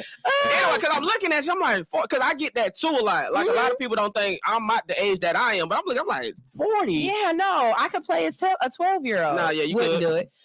But speaking of that, so how do you feel when you're cast as somebody a lot younger than your age? That's fine. I don't give a shit. Really? Yeah, some people, because I realize once you get old, you're old forever. This is very true. I mean, look at Morgan Freeman. He's been the same age since I was 12. Right. He's been playing a grandfather since he was 23. Man. So once you hit that, and you can't go backwards. I mean, I guess you can with technology now, but my favorite Morgan Freeman scene, just so y'all know, he's in this movie where he smacked the shit out of this white bitch. And he said it like that. He like, when he smacked white bitch. What movie is that? I'll find it. Yeah, find that. It's a great clip. It's a great clip. Lee, you two Morgan Freeman slap white bitch. No, they don't gotta do that. I'm just talking. It's a great clip. You'll love it when you see it. But see, white people don't realize that's how we get our reparations. Is when we see some shit like that, we're like, yes, y'all ain't give us 40 acres and a mule. At least we could do is slap a white bitch. Yeah. That's the least we can do. That's the least we get to do. I'm joking.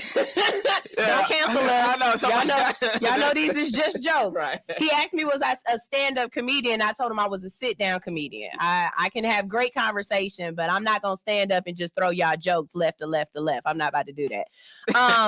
But speaking of just casting and different things like that, because a lot of people here in Atlanta, this is what they're trying to do. This is what they want to do, right? Yeah. So when you go out to auditions, how do you make sure you set yourself apart so that you're not just like every other Black guy that's coming to audition, that they see you differently, that they remember you, that you leave that here's Justin in their mouth? Well, unfortunately, it's hard to do that now because everything is self-tape. So back in the day, you could go to the casting office and show your personality before you do your audition. So the casting director would be like, oh, he's funny, or I like her, I like him, or I like them, they, them. So so you used to could do that back in the day. Nowadays, everything is on self-tape.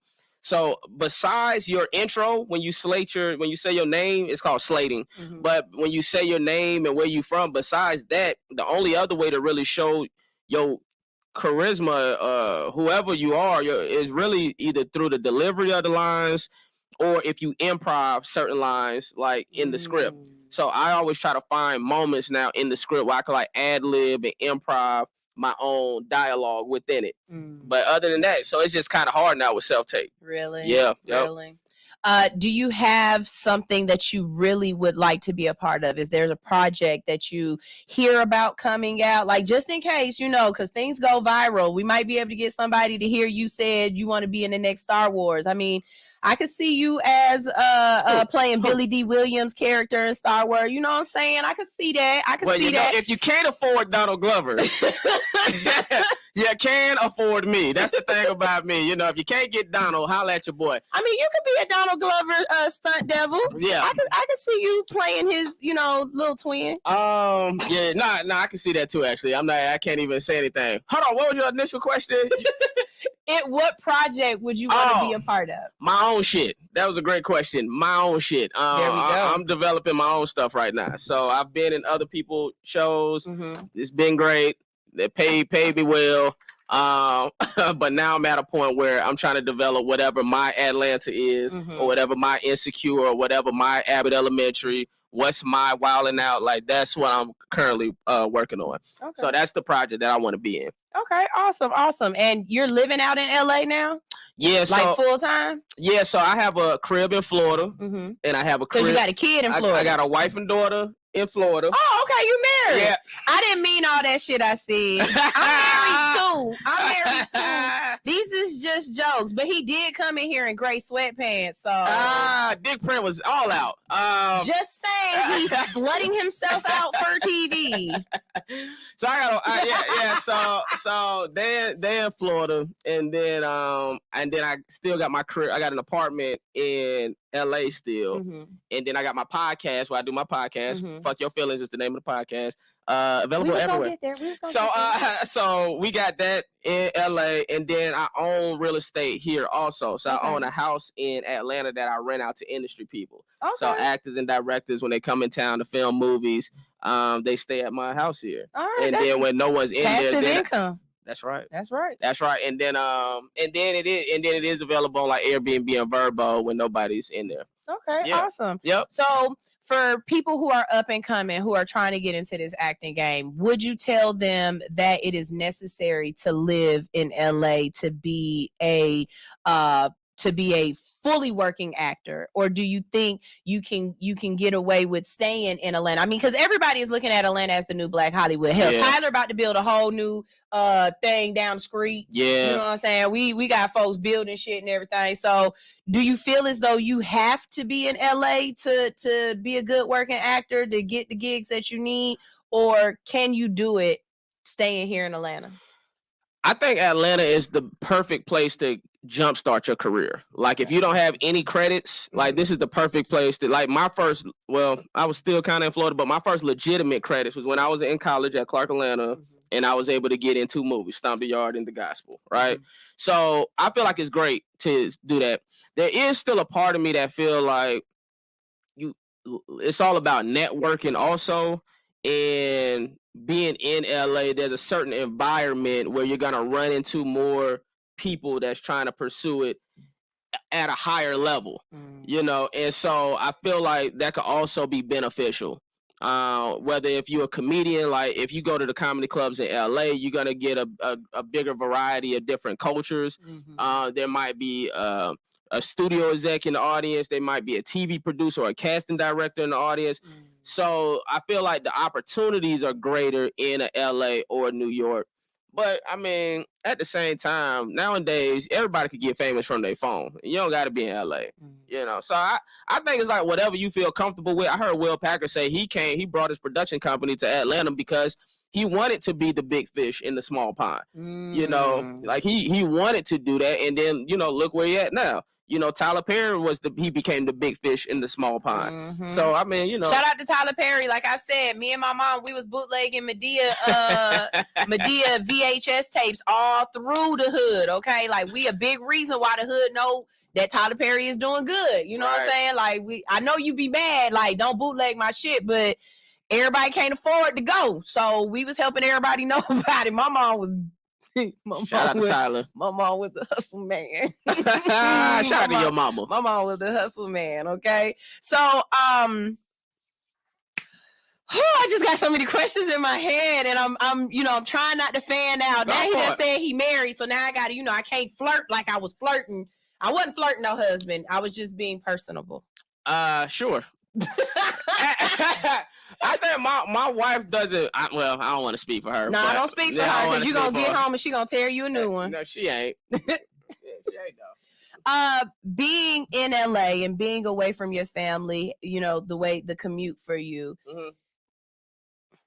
how does that like weigh on your relationship? I mean, I know it's got to be, bad for you and your child because you miss your kid. As a parent, you want to be able to hug them, and when they scrape their knee, you want to be right there, and all the milestones, and you kind of miss out on that. But they know that what you're doing is so that they can have houses in different places. Yeah, exactly. But the relationship part of it, though, with your wife, how do you deal with that? Yeah, so I mean, I think we've always kind of had like a long distance relationship. I'm always traveling, so we kind of accustomed to it. I do wish I was there for my daughter more because I'm always there. She's 9.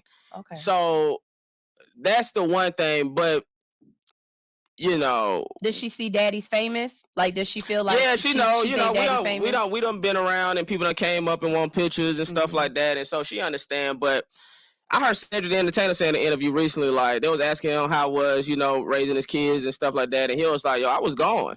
He was basically saying I was becoming Cedric the Entertainer. Like, I was touring. I was on the road. I'm doing Kings of Comedy. My wife was at home doing all of that, and making sure that the kids was good and stuff like that. So it's like, you can't have it all.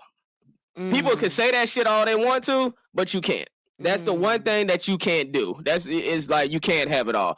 There's going to be some type of sacrifice that you're going to have to make to get to whatever you care about. So it's like, for me as a man, I have to provide, right? So yes, I do want to have a thriving career, but also I know my career is why we're able to take vacation trips and fly wherever we want to go and sit first class. And when we go to Disney World, we skipping the line because we got a Disney tour guide. You see what I'm saying? So it's like I could be home, but then we're not gonna be able to do these other things, So it's really like whatever you value, I like not having to worry about bills, Don't get there one day. AT&T, I know I owe you, but you ain't sent me a disconnection notice yet, so still gonna wait.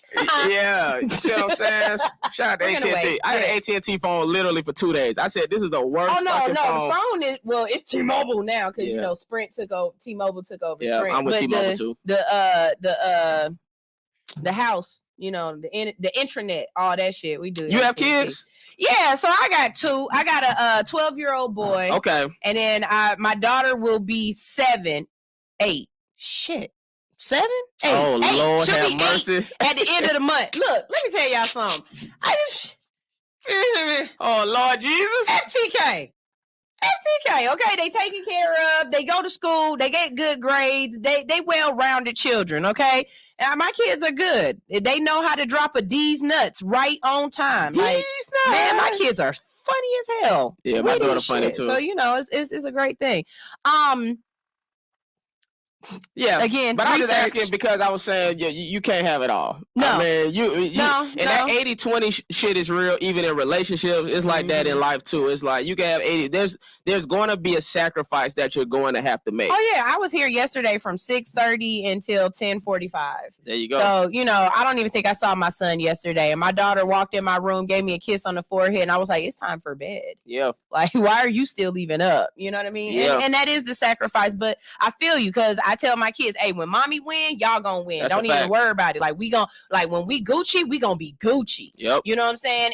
And a lot of times too, there are people who spend all day, every day with their children and don't engage in them at all. Woo. And then there are people who, okay, look, I might only have this amount of time to spend with you, but while I'm with you, baby, I'm with you. And we making sure that we creating memories and we doing things that, we need to do. So that's really dope. So is that why you did the Lion Guard? That's exactly why I did the Lion Guard. So, and that's actually that might have been the most proud thing I've ever done. Really? Was the Lion Guard, because my daughter was able to watch it. Hakuna Matata. Yeah. So what that was the dude that created the Lion Guard, showing Disney Junior. Anybody that want to watch it? He was a voice actor. Yeah, I was a voice actor. He lent his voice for a cartoon. That's which right. I think is really cool, because you're following the footsteps of like Cree Summer. That's right. If you don't know Cree Summer, that was not Freddie. That was Freddie from A Different World. That woman has voiced some of the best cartoon characters of your childhood, and you might not even know it. Yeah. Okay. Another one is, I see his face in my head. He a black guy with the square head. Black guy with the square. I can't think of, but he's done, like, he played the voice of the Gargoyles. He did a lot of voices, and so did Uncle Phil. Yeah. Uncle Phil did a lot of cartoon voices. So you following the footsteps of some people that you make some good money on them little cartoons and shit. I still get residuals. I get about 30-cent residuals. From the Lion Guard. Compound interest, baby. It add up. You know what I'm saying? Up. Let that shit sit in the bank and just get the compounding, and you make your money off of it. Straight up. So I did that. So basically, the dude that created the Lion Guard, he was a fan of Rush Hour, the TV series, and so he hit me up. He hit up my reps and was The 2 episodes. The 2 episodes. It was 13, everybody. It was 13 episodes, but yeah. So he saw the show and he was a fan of the show, and he thought I was good, and asked me if I wanted to do it, and my daughter, she might have been like 4 at the time, 3 or 4, and I thought that was the perfect thing to do, and it was dope. And she knew it was she could tell it was your voice. Yeah. You ain't have to be like, that's Dad. Well, I think I probably told her that's Dad, but yeah, she enjoyed it. We watched it. So I would love to do more of that for sure. Okay, so we're gonna speak this one into existence. Y'all ready? That's right. I could see him on the Proud Family. Yes, she loved the Proud Family. You know what's so funny? I seen Tommy Davidson performing on TV. And I was like, Jai, come here. I was like, this the guy that do the Proud Family. He played the dad on the Proud Family. She was like, what? And then she started watching the stand up. She was like, oh, that's me. Cause she's 9. They come from a new, like, don't hurt nobody. She's funny, oh, man, but she's very empathetic and sensitive about other people's feelings. So she was like, he's talking about black people, and now he's talking about white people. I'm like, it's comedy. I said, get your ass out of here. You don't know shit, goddamn 9-year-old. But dumbass babies. Dumbass baby. Dumbass babies. But she was excited. So she loved the Proud Family. That's one of her favorite shows. All right, so see, look, we're gonna get him on the Proud Family, y'all. Let's tag the Proud Family in this and be like, hey, what's up? You need another voice? You need somebody to be a boyfriend or something on the Proud Family? Here we go. And Kyla Pratt. I had a crush on Kyla Pratt back then. Who hasn't had a crush on Caleb Pratt? Ooh, Jesus. I wanted to play my wife on a TV show. I'm gonna speak that into you can speak that into it. Okay, so then that's another question I have. Okay, so shout out to Kyla Pratt, wherever y'all. Being married, but also being an actor and having to have love scenes and sex scenes and kissing other people. Yeah. How that work out? And I don't care. I ask the questions I want to ask. Y'all don't ask all the questions. I ask the right questions. Ask the question. When they do sex teams, do they tape y'all thing down to y'all leg? So some nigga shit can't reach their leg. So they do. They'll put on a sock. There's a sock that they put on. Okay. I haven't had a sex scene. All my scenes have been like right after sex, or we're about to have sex, but I haven't. And then they zoom out on you. Yeah. You're like, God damn, Shawty. Yeah. You couldn't give me this one thing. Yeah. Just the Chloe. Did you see Chloe Bailey? Her sex scene? I missed it. It's online. The sex scene. Well, she thick. She thick. She thicker than a snicker. Yeah, she thick now. Baby. Shout out to Chloe. Yeah. What show is it for? Is it a show? It's something new on Amazon Prime or something like that. It's a Swarm or something like that. Oh, she's on Swarm. Yeah. I gotta watch that. They said that intro is a nice intro and outro. It's in and out. Hey, he doing that. How old is she now? What, 22, 23? Who cares? No, I care. She fucking age. She legal. She legal. That's out to for Chloe sure. Bailey. Grown ass. But no. So with the sex scenes, yeah. You I mean, you haven't had a chance to do one yet, but when your wife see you kissing other people on TV or anything like that, like, do you have to sleep on the couch that night that episode is on? We got a good relationship. So, I mean, she don't be tripping about none of that shit. You know what I'm saying? My wife is something I like to call secure. It's something a lot of shit. Wait a minute. A lot of shit. Shots fired at y'all insecure bitches. Right. A lot of shit some women be missing out here. So, I mean, she cool. I just let her know, like, you know, I got a kissing scene or whatever, so she ain't surprised by it.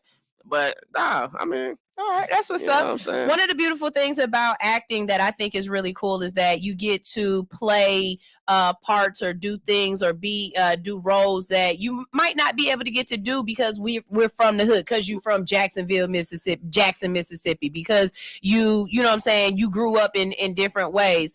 Horseback riding and playing with sword. I say playing, but it's acting with swords and stuff like that. Are there any fantasy roles that you would like to be in? Is there anything that's like would you like to be a merman or something like that? Is there anything that you're just like, you know what, I want to make sure before? I don't want to be a merman, but I'm sure there's a lot of niggas in Atlanta who would love nothing more than to be a merman. I mean, I wouldn't mind being like in a Marvel or Star Wars movie. Really? You know. So here's my real goals when it comes to like. Oh my God, I can see you as Miles Morales. Oh yeah, I can see that. As like the live action Black Spider-Man, because they've only done Spider-Man as a cartoon. Yes, I am a nerd. Okay, like I love that. Okay, they've only done Spider-Man, the Black Spider-Man as a cartoon, right? Yeah. And it was really good. I think they're making a second one now, right? Yeah. Like into the because they did Into the Spideyverse or whatever, and now they're doing another one. I could so see you. Yeah. I can do that. Miles Morales as the Black Spider-Man. Me too. I can see that one. And you're short enough and everything. Spider-Man is not tall, y'all. I don't know why y'all think Spider-Man is tall. And he is really kicking. Like, him and Kevin Hart, they could go toe-to-toe. Like, we had the same stunt double. Yeah, me and Kevin Hart we had the same stunt double. Oh, I know what I wanted to ask. I'm taller than Kevin Hart, though. Now, he got a fatter wallet, but I got more height. Okay. All right. Hey, long as you can reach the ground. That's right. That's praise God. I do want to ask you this question. Who was your barber on because your lineup stayed fresh on MacGyver? Who was your barber? Tyreek, my homeboy. His shop is actually near here. Really? Yeah, around Camp Creek. Yeah, what's up, Tyreek? Because you kept him with that whole receiver on. Yes. It's called Dreams Cut Barber Lounge, I believe is the name of his barber. Okay. But yeah, he used to come to my crib and hook me up. And then also they would line, so he would line me up, but then the hair department also would like darken like in the edges. You can tell you got Beijing. Yeah, you know what I'm saying? Yeah, you know what I'm saying? You can tell you know you got that little Beijing going on. We seen it. But boy, I know this little thing. Yeah. You can tell. When I'm a fan, and I notice certain things. And boy, that whole receiver was clean as hell. That's what my husband call it. When you get that fresh lineup. Oh, you got a husband now. You got a husband now? I mean, no, I said I had a her husband. Oh. I said, I just don't look. I don't wear my ring. My finger's fat. Oh, okay. But yeah, we call that line when it's real nice and clean. That's a hoe receipt. Shout out to Tyreek, man. Yeah. Dreams Cup Barber Lounge. That's what's up. Okay, so look, somebody said yes, Dream Cuz. What's up, Pep Talk Tay? She said not tape it to the leg. I'm saying no.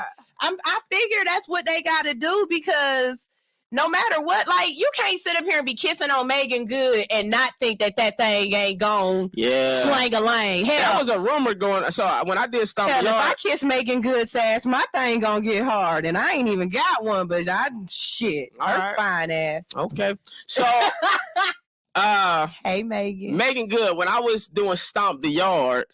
That was a room. I was at Clark Atlanta, and then when we finished filming, they was like, we heard you dating Megan Good. I was like, what? They was like, yeah, we heard you dating Megan Good. I was like, that's not true, but thank you for thinking she would date me. Yeah, shout out to that. Thank you. Megan Good got me into the club though, man. When I was still underage, I was 20 when we filmed Stomp the Yard, and it was all going to the club. Everybody, I was the only actual college student in Stomp the Yard. Everybody else was like 25 to 35. I was the only legitimate college age student in person in college.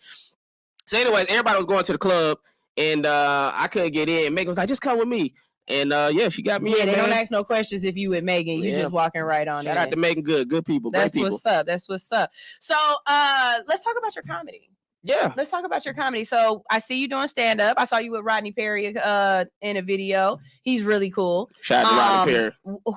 What are your influences as far as comedy is concerned? Man, I mean, I try to strive for greatness, you know. So I mean, I look up to, like, of course, Eddie Murphy and Richard Pryor. And growing up, my favorite was Martin Lawrence, Chris Rock, Chris Tucker, the Wayans family, Jim Carrey. So those are all like Jamie Foxx. Like those are like the main people that I kind of look to, and those kind of like my North Star. And so now, even now with my stand up, I'm like, if I could be a combination between, like, I just want to be me. But I mean, I love like the act outs of a Martin Lawrence and the characters of Martin Lawrence, and I love like the cultural stuff when it comes to like a Chappelle and a Chris Rock. So I love all those types of things. So those are all the things I try to embody with my stand-up comedy. How do you feel about people basically making it difficult for comedians to just tell their jokes? You have the whole, this hurt my feelings, and so we got to cancel him because of this, and you got to make sure you don't say this the wrong way because this group of people gonna be mad. And that's exactly one of those reasons why I don't do stand-up comedy, because I'm gonna talk about all y'all. Hey, look, I'm an equal opportunist, okay? Like, everybody can get these jokes. My mama too. I'll go off on your head too. Shit, it don't matter. So her mom's calling right now. Everybody. Hey, my mom be watching. She know I be getting on her too. Don't ask me. But how do you feel? Like, do you feel as though it hinders you from being able to write that punchline that really would kick them in the gut, and you kind of like, pull back a little bit? Do you feel as though where comedy is now, comedians aren't allowed to really be in their craft and be themselves? Yeah, I mean, I heard Cat Williams say something which I kind of feel him on. Like, I guess it's almost like you kind of have to have like boundaries. Like, so like if you're playing basketball, right, there's an out of bounds, but that's what makes the game so entertaining and exciting. Like, if there was no out of bounds, then anybody could just do anything. If there was no fouls, anybody could do anything. So kind of having these rules and regulations kind of give you a challenge, but also make it that more exciting when you do score. But at the same time, that's why the name of my podcast, I don't mean to bring it up again, but that is why I called it Fuck Your Feelings, because I was like, yo, we comedians and we should be able to say whatever we want to say. And if you don't like it, fuck your feelings, and so that's how I kind of feel about it. But with my stand-up isn't, I think most comedians, I would say 98%, they're just trying to be funny, so even though that's what people need to understand. So even when people get offended, it's like the comedian's goal wasn't to offend anyone. The comedian's goal was to be funny. If it offended you in the process, that's a whole nother thing. But I'm your emotions. Yeah, but that wasn't his or her intent. The intent was to make the most amount of people in the room laugh. And that's how I am. So that's why, like, I don't really have any material that I really need to curve. in my personal life, I never said the F word. You know, and I do say I don't have a problem saying mentally challenged. You know, I don't have instead of the R word. Like, I don't have a problem doing that. We get nigga. We already get nigga. So I'm always like, if another group has a problem with a particular word, respect that, because you want people to respect the N word. So if I want you to respect the N word, then if you're a little person and you want me to call you a little person, I'm gonna respect that. Or if you're a gay person and you don't want me to call you the F word, I'm gonna respect that, because I want you to respect me and my word. I feel that. So that's where I'm at on that. Big respect. Yeah. So something's been going around now, and it's on the Shade Room right now. Okay. Where Young Jock was on somebody else's podcast. I don't know who this girl is. Y'all know I don't have no problem telling y'all I don't know who the hell these people are when I don't know who they are. And I don't watch reality TV. Like I said, I just got finished watching Stargate SG-100 and Stargate Atlantis, and it was amazing. So in this clip or whatnot of this young lady, or that they're playing, because I saw it this morning and I didn't get a chance to get it on my computer. But in the clip, basically what's happening is she's trying to be like Funny Marco. Oh, okay. And so she kind of just hit Jock with the whole, you know, how does it feel to have to be writing your whole career off of this one song? And he was just like, one song? Like, here it is. I found it. I'm gonna go ahead and play it for y'all. Here we go. Oh, she wow. You've been able to sustain like a 20-year career off of one hit? Great question. Well, I got more than one hit. I got hit records. Ooh, tell me about them. Not ooh, tell me about him. Like, first of all, this is Young Jock, man. Like, this is Meet Me in the Trap. It's going down. Like, it's a whole dance done by this man. Well, that's the one hit she's referring to. That's definitely the one hit she's referring to. Yeah. But there are multiples and others. Shout out to Jock. And respect this man's catalog. But this is the thing. She jumps into the comment section to be like, damn, y'all taking this all out of place, because when Funny Marco does it, it's funny, but when I do it, it's a problem. And that whole, you know what I'm saying? Well, I think what she's missing is, I don't know her, I don't know even all the context, but they're in on the joke with Funny Marco. I think they know at this time. See, Funny Marco, from what I've seen, and I've only just started seeing his content, and I'm not bullshitting, 2 weeks ago. Okay. Funny Marco, from what I've seen, is he'll prank regular people. That's one thing. So the prank regular people, you already know that about him. Yeah, well, not only that, if they don't know him, that's just regular people. When it comes to celebrities, because what he's doing is what Zach Galifianakis did with Between Two Ferns. He already did it, right? Yeah. And so with that, his guest, Zach Galifianakis, his guest already knew there's something kind of going. They're in on the joke. So I believe with Funny Marco, the celebrities that he do get now on his show, they're in on the joke. So they kind of already know he's gonna be coming at them like that. When it comes to this particular clip, what I'm assuming, I could be wrong, Jock wasn't in on the joke. So she's like, I'm going to do what Funny Marco does, but she didn't tell Jock beforehand, yo, I'm going to be asking some wild questions in the vein of Funny Marco. If she was to say that, then I don't think Jock would have responded different. He would have responded different, or he would have played along. And the last one is he might be in on a joke, and he did this shit and played it perfectly for everybody to be talking about it. See, my thing is this: you got to fall in your own lane. Be in your own lane, baby. Because when you try to ride in somebody else's lane, when you try to, just the fact that you're saying, well, when Funny Marco do it, it's fine, but when I do it, it's a problem. Well, baby, you're not Funny Marco.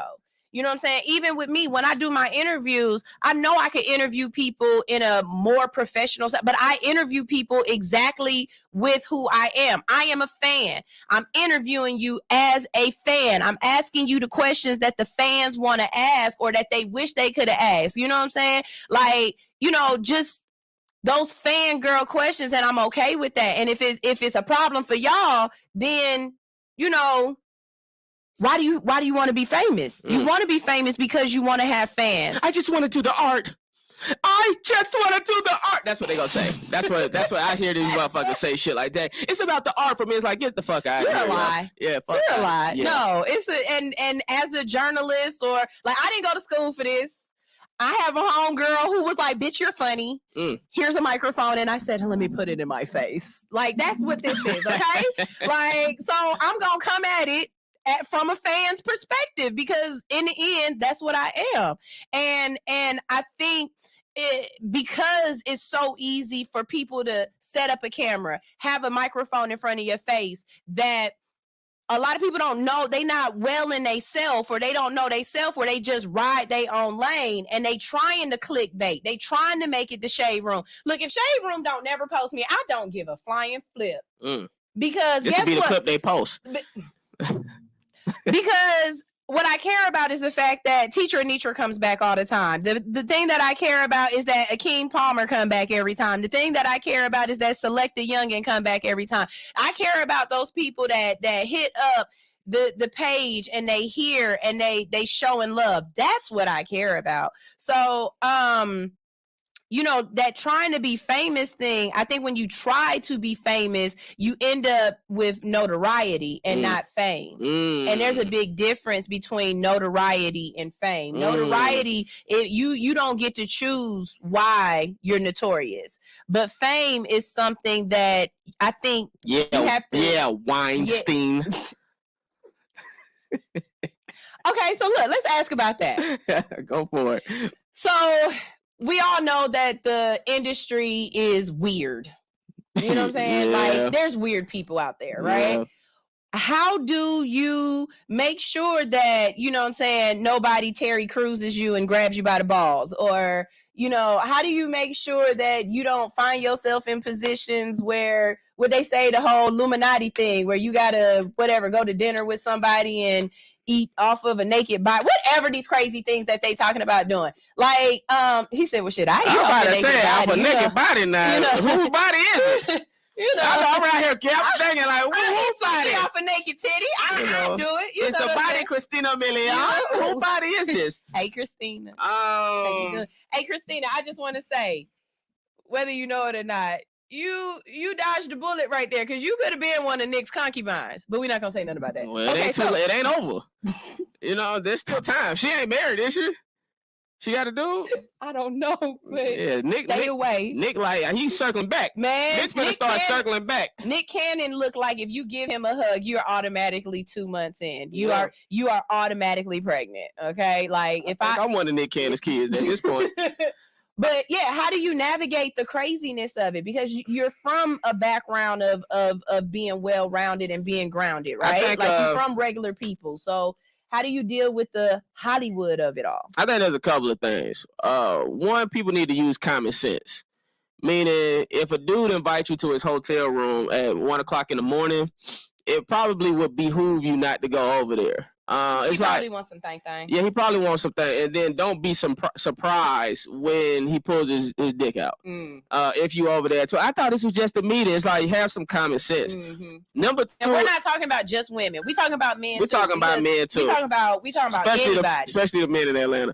So I'm just talking, y'all. I played the gay black dude at 21 Jump Street, everybody. I was just about to ask you. Yeah. Okay, keep going. But my other thing is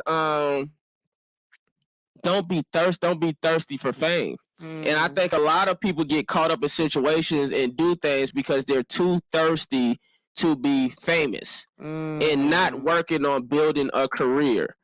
And so, so anyways, I kind of think those. So with me personally, like, you know, I know what my moral compass is. I know what I'm willing to do, what I'm not willing to do. And I used to always call myself, though, the T.I. Okay, this was before T.I. started doing comedy. I used to call myself in the streets the T.I. of comedy. And what I meant by that is I'm the nicest person in the world, but no disrespect will be tolerated. That's just what I am. And I respect that. Yeah, so that being said, ain't nobody Terry Crews in me. You know, ain't nobody Terry Crews. I feel you. You ain't grabbing. You ain't grabbing. Anybody asking, trying to figure out what she referring to. Terry Crews was at a party or something, and a producer like grabbed his balls and penis. And now he's as he's just what's the word? He's traumatized for life beyond it. But you know, hey, that's here nor there. Huh? White boy game. Yeah. Yeah. Like, let me put my dick on you real quick and let me shart in your mouth. Well, I started. Yeah. Well, you know, all white men got 2% gay in them at least. At least 2%. Just 2? Maybe more than that. It's a biological thing. But I've actually asked white dudes at my comedy shows, and they agree. All white dudes got gay in them. Like there's a hint of gay in them. And so shout out to y'all. All right, well. So yeah, they play games like that. You know, let me thump your penis real quick. Yeah. That little dumb shit like that. It's just not going down. Is there a role that you wouldn't take? Is there a part that you wouldn't do? Is there any will we ever see you as a slave? Like, will we see you getting beat like Will Smith? No, you won't. So Okay. I'm glad you just said slave. So I wouldn't do a slave, and I wouldn't play a rapist. Those are 2 I wouldn't do. Okay. Deep. That's deep. And I can feel that. Is there a role that you absolutely would? But I would play slapping a bitch. If anybody got them roles, if I could slap, no, I'm joking. I would do that. I don't give. That's one thing. But I wouldn't play a rapist. Is there a role that you absolutely want? Like, is there something that you would love to? Nah, anything that I want is some shit that like I want to create it. So there ain't no roles, and I'm cool on all that shit. I'm good. So it's about my shit. Is there all that. Is there a historical story that you would want to tell? Is there somebody's life story that you feel? Martin Lawrence. Really? Yeah, back in the day. I was like, if anybody wanted to do a story on Martin, I would want to do that story. Yeah. Even with you want to hone in on the whole Tisha Campbell issue of I think that's the point. You know, when you're telling somebody a life story, you tell the ups and the downs, and as I can authentically see you as running possible. down the street in a bag and fall out in somebody's front yard. I can see that. And Martin likes me. You know, Martin has told me he likes my comedy. He likes me. I've met him before. So yeah, he knows who I am. I know his homeboy. Like his best friend and all of that stuff like that. So yeah, so that would be the life story that I want to tell. Okay, that's pretty cool. I like that. What did you do to your finger? You slammed it in a door? Hilarious. What is that? I have cancer. No, I'm joking. So I know. We will not talk that one. They thought it was. There's it's predominantly in African American. If it's in African Americans, it's not cancer typically. Okay. The same thing with white people, and I'm not joking. It's typically melanoma. So they tested me 3 times to make sure it wasn't melanoma. It is not melanoma, but I've been tested 3 times, and so yeah, they got to cut open your skin, and they got to take the skin. Yeah, it's nasty. And I literally had a hole in my finger 3 different times. They call punching it.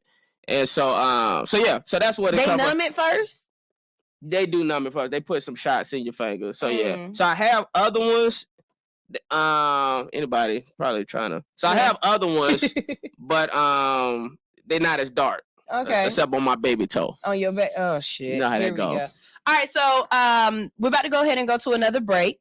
And going to this break, we're gonna play your music video. So tell us a little bit about your music. Jay Hires, man, y'all started putting out music just because rapping was something I always thought I could do. And yeah, I mean, I was hearing all this other trash. I said, if they could do it, I could do it too, you know? And so I started putting out music. And then my first song that I put out, it was called Fire Flame. And that actually hit. Like, it went viral. The video went viral and stuff like that. And this was the second one that I put out called Swag on them. Okay. And yeah, but, you know. It's called Jay Hires. It's available on all music streaming platforms. And now it's available on All Hustle No Fear because we're going to go ahead and keep playing it, all right? So we're about to go ahead and play his music video, and when we get back, we're going to let him spin in the chair some more. You know only short people do that, right? Because tall people, their feet actually will hit the ground, and it'll stop them from spinning. She's short too, y'all. She just got on heels. But you know what I'm saying? His legs are swinging. They are swinging. His legs are swinging. So here we go. This is All Hustle No Fear on Hits 92.3, the real definition of internet radio. Because the greatest love of all is inside of me. Yeah. Sexy chocolate.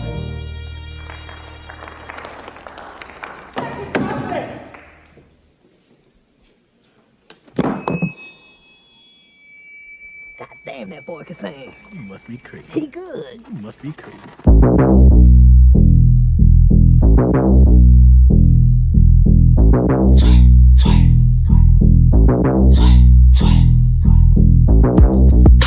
No, I ain't no Jay-Z, but you still get a J.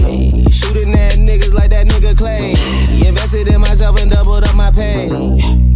No, I ain't from BK, still having my way. In the street late, tardy. Hater sweeter than pastry.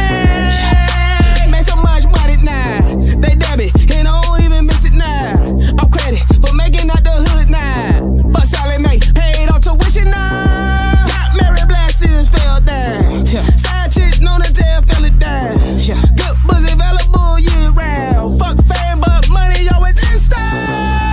Swag on the swag. If you see me in the street, swag on the swag. Swag on the swag. If you see me in the street, swag on the swag. Had to keep my dreams closed. Try to stop you when they see you getting close. Not stop until I see myself in fold. Need bad bitches, silk robes. Flashier than pimp clothes. Finesse to success like a finger roll. Crept in, booth on tippy toes. Getting DMs from centerfolds. Now in homes like dinner rolls. Network TV, no cubicles. Follow dreams, live on both coasts. LA, Atlanta, Leicester. Hot 97 on the human torch. Gone sway, wanna be a citizen. Try to play me like Braxton. Swag on the swag. If you see me in the street, swag on the swag. Oh, swag on the swag. If you see me in the street, swag on the swag. Champagne when I hit 1 million. Then we do 100 million. Middle Eastern or Brazilian. Fuck it, let's get $1 billion. Yeah.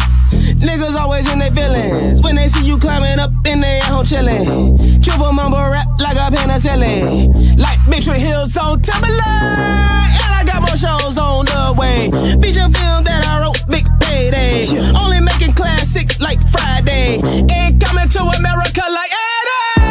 Swerving on nigga like a Segway. If you owe me, pay up like underlay. In your bitch mouth just like Colgate. I remember dinner day set.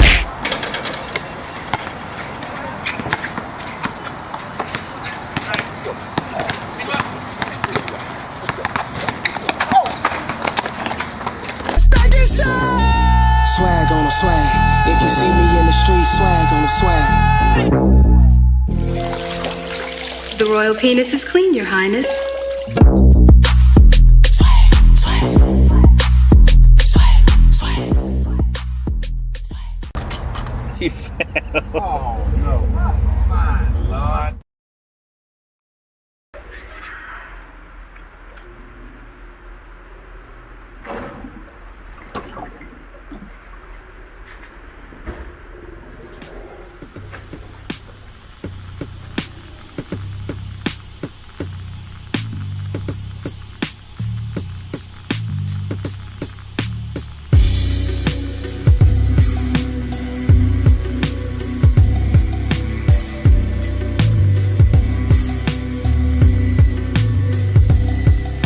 Been kicked down. No Mr. Nice Guy, bring the mitts out. And catch the fade, you think I fade, I'm on the list now. This leap of faith is so important, taking risks now.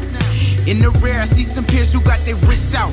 I'm going Trelude, leave at home to get the rings. They still left Quaaludes, through all the shining fame. Just remember who has made you, cause when you elevate it, they gon' try to cut the cables and let you fall into a wasteland. Don't let these talents go to waste, man. Knowledge is power, got my mind inside my waistband. If they wanna test, I will hasten. Spur of the moment, got the heat, I'm Roger Mason, embracing. They best trap in a full press. Can't stop the plan to turn a port into a fortress. Can't stop somebody when he know just where he going. D Brown with the pump, no look, never showing. I'ma finish my jam, never showing my hand. Never showing my hand. I'ma finish my jam, never showing my hand. 2 extra lines, that's supersonic. Leaving the city like supersonic's a deal. I never sign it, I'm self-made. I'm my own offspring, forget what you offering. A nightmare that's often occurring is off these. MCs catch offers, then I'm bagging that off these. And offers to off me and my white homies Boston while they painting they false truth. No justice like David in 96 and they trade you after saying they got you.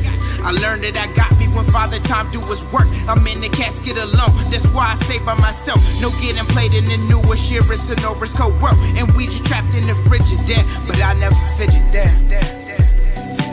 Stage fright doesn't happen to a pro, I hope you know that. Throw the crown on the king, kiss the ring, and just fall back. I'ma finish my jam, never showing my hand. Never showing my hand. I'ma finish my jam, never showing my hand.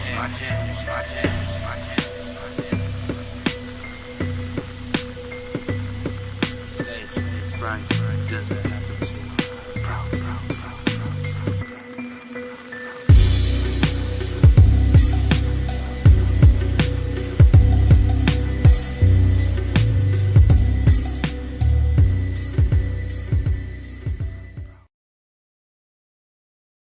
Hey y'all, it's your girl Pep Talk with Tay. Join me on Hits 92.3, the real definition of internet radio, Wednesday nights for the Pep Talk with Tay show, where information, motivation, music, and more. Tune in, don't miss out.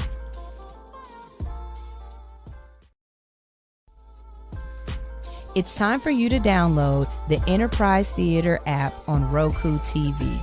This platform has all of the content that you need, and All Hustle No Fear is in syndication right here on Enterprise Theater TV. So pick up your remote, download the app, and catch All Hustle No Fear and multiple platforms, multiple music videos, multiple movies at your leisure on Enterprise Theater TV on Roku. See you there. We're back. We talking shit in the background. So look, I got it on video. Justin said he gonna take me to a Hollywood party. Okay, right. Well, I'm a wild out too, because there's a couple of people that if I see them in person, I got something to say. Tiffany Haddish, when I see you, yes, bitch, yes, okay. I came up with Tiffany. That's my homegirl right there. She don't even know it. I've been saying for a while. Me and Tiffany Haddish, we gonna go to Target together and go wild out. I feel that. She'll probably love that too. What? Yeah, Tiffany down to earth. Man, me and Tip, we gonna wild out. And I smoke, you smoke, we smoke, let's smoke together. What's up? You know what I'm saying? Shout out to Miss Haddish. Huh? Shout out to Miss Haddish. Miss Haddish. Put some respect on her name. Yeah. Speaking of respect, how do you feel about Auntie Angela not receiving her flowers? Well, I guess I got a rep. She's from my hometown, number one, Angela Bassett. And I definitely seen her face when she didn't win that Oscar. Mm-hmm. And she definitely was like, this some bullshit because y'all done have me going to all these events. Because people don't know, you have to campaign to even get nominated for an Oscar. And then, really? Yeah, you ain't just getting nominated. You got to go to all type of events. You got to schmooze. Then people vote for you. And then you got to schmooze some more. You got to do all these interviews. Everybody telling you going to win. And they do all of that shit, too, because they want everybody to come to the Oscars, because at the end of the day, it's about selling ads, so they want to get as many famous people in the room at one time to try to get the biggest amount of ratings so they could charge the most amount of money for commercial ads. So that's the whole backstory on all of that. So when it comes to Angela Bassett, I wanted her to win. But, I mean, has Jamie Lee Curtis ever won? Oscar? No, I think that was that was what the big hype was. Yeah, that she had never won, and so everybody's like, "But no, Jamie has done all this stuff. She deserved to win." I mean, to be perfectly honest with you, I ain't really watched Jamie Lee Curtis in the movie since she was in one with Arnold Schwarzenegger, and you got to be old enough to understand what the fuck I'm talking about. So Jamie Lee Curtis in that movie, she did do a good job. I saw the movie. What was the movie? Everything, Everywhere, All at Once, and she did do a great job in that movie. Do I need to go see this movie? Yeah, you should. Do I need to see it before Cocaine Bear? Yeah, probably so. I haven't seen Cocaine Bear. Because Willie Hen made Cocaine Bear sound like I need to see that right now. Yeah, it's based on a true story. So, I mean, but Jamie Lee Curtis did so basically it was two women that both have put in work for an incredible amount of time that were both deserving of an Oscar. So both of them did a great job in both of those films. So if they would have gave it to a brand new actress that just came out the gate, then it would have been extremely disrespectful. Yeah, then I would have been like, yeah, they really, really played Okay. Angela. But Jamie Lee Curtis did do a great job, and Jamie Lee been around for a long time. Okay. Yeah, so, but I mean, of course, I wanted Angela to win. I mean, come on now, that's our people now. Well, listen, it's time for us to get to some science news. Y'all know I can't leave y'all without still doing my show. You know what I'm saying? Just because I have a guest doesn't mean that we don't still respect, you know, all hustle, no fear. So like I told y'all, today we're going to have Weird Science. And Weird Science? Yes. Now that is a remake that I would love to see. You know, there was actually a TV show at one time. Oh, you know. Yeah, I watched the TV show and the movie. Yeah, the movie that I think that was my first time seeing white boobies.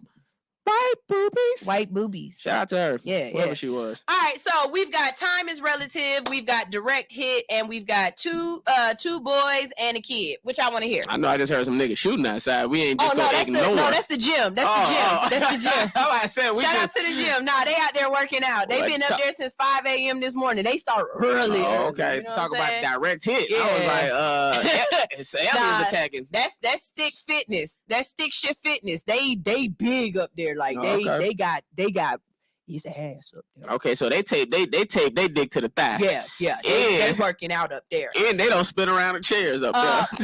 So we got two boys and a kid. Two boys and a kid. Time is Relative and Direct Hit. Let's go with that. Let's go with Direct Hit. Direct Hit. Okay. So did y'all know that a meteorite hit Earth? Yeah, when?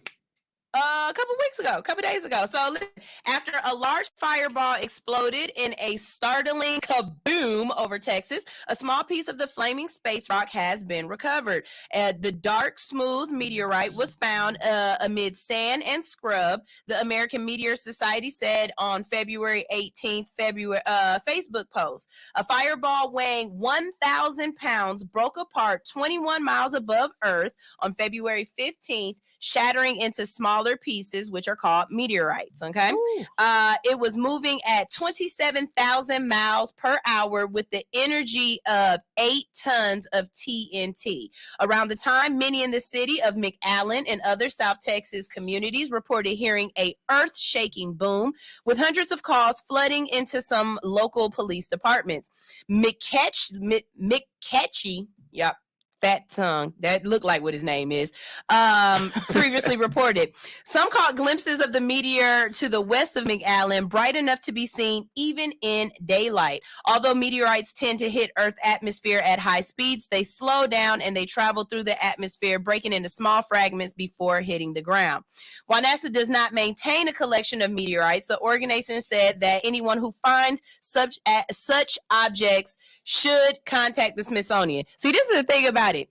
They won't let you keep the fun stuff. Yeah, contact the Smithsonian. Man, I'm not. What I'm going to do is I'm going around to all the niggas and being like, look, this is a space rock. If you rub it, your dick will get big. Space I'm rock. going to make me some money off of some space rock. Shout out to that big dick. I'm going to make me some money off some space rocks, okay? Shout out to that dick. Yeah. The meteor... The meteor, oh, come on now. Uh-oh. It clicked on a thing of a dog and then it went away. The meteor seen in the skies above McAllen is a reminder of the need for NASA and other organizations. All right, I had to do that. All right, no, I'm listening. Go for it. All right. For NASA and other organizations to increase our understanding and protection of Earth, to combine scientific and engineering expertise, and to advance human space exploration. And let me tell y'all this. So my nerd thing right here. I have said over and over again that I don't believe humans are from Earth. I believe that we were terraformed here. Like, I believe that there are other civilizations out there who have some sort of humanoid type creatures on it. Do I believe that they're like aliens walking around? An alien is anybody who wasn't born on Earth. But do I believe that there are aliens walking around that are like, look like little green men, or they got big ass eyes or stuff like that? It could be possible, whatever. But I really feel like meteors, comets, all of this space debris, they are carrying around the building blocks of life. And as they go through different places, they hit the earth and they're spreading that life there. So the belief that God created us in his image and only created us seems kind of selfish. Like, I don't think God loved us enough to just be like, I'm gonna put it all in on y'all. Like, it's a couple planets around here that got some other people that's walking around that's slanging thinking. Like, you know what I'm saying? That's just my belief. What they slinging? They slinging thinking. You know? So I agree with that. I mean, they have things called super Earths. So they're like millions of light years away, but they're like the closest one is in the Pegasus galaxy. There you have it. You know, so these are like other Earths. So, you know, if we can form life on this planet, then I'm sure on that planet they have some form of life on those planets as well. Exactly. I like what you said though. Like like those meteorites hit here. Even if it's just something that's in those rocks that could eventually form life. Amoebas and shit. Yeah. So that makes sense to me. Makes sense, right? Yeah. Okay. So, if you find a meteorite, do not contact the Smithsonian. Take it around the hood. Tell people if they rub on it, they think will get bigger, or they macaroni and cheese will warm up. You know, not yet. This macaroni and cheese, you know what I'm saying? This down here, tell them it'll stay wet and be all, it'll make that sound. Oh, my bad. The older you get, I mean, that is a necessity. You know, you gotta have something to get it up. Yeah. I used to say back in the day, head was a perk. Like, you know, when you was young, you was like, I hope she give me some head.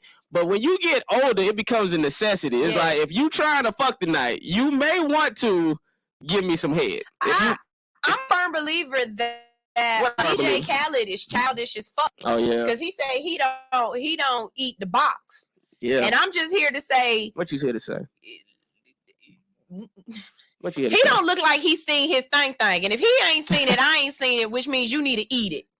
Just eat it. If you can't see it, you gotta eat it. Just eat it.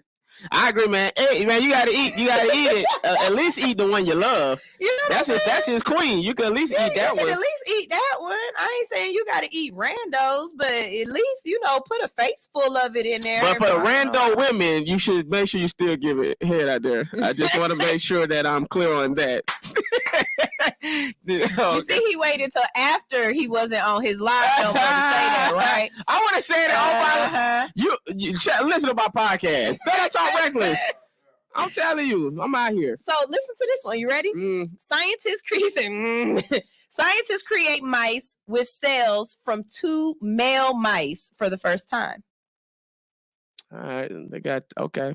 So for the first time, scientists have created baby mice from 2 males. This raises the distant possibility of using the same technique for people. Although experts caution that very few mouse embryos develop into live mouses. Mouse-eye? Isn't it just mice? Mice? Mouse pups. That's what they said. Mouse pups. And no one knows whether it would work for humans. It is still a very clever strategy, said Dana. I can't pronounce this lady's last name with my fat tongue. I'm not going to try. A stem cell and reproductive expert at the University of California, San Francisco, was not involved in the research, but she said it's an important step in both stem cell and reproductive biology. Scientists described their work in a study published on Wednesday with the Journal of Nature.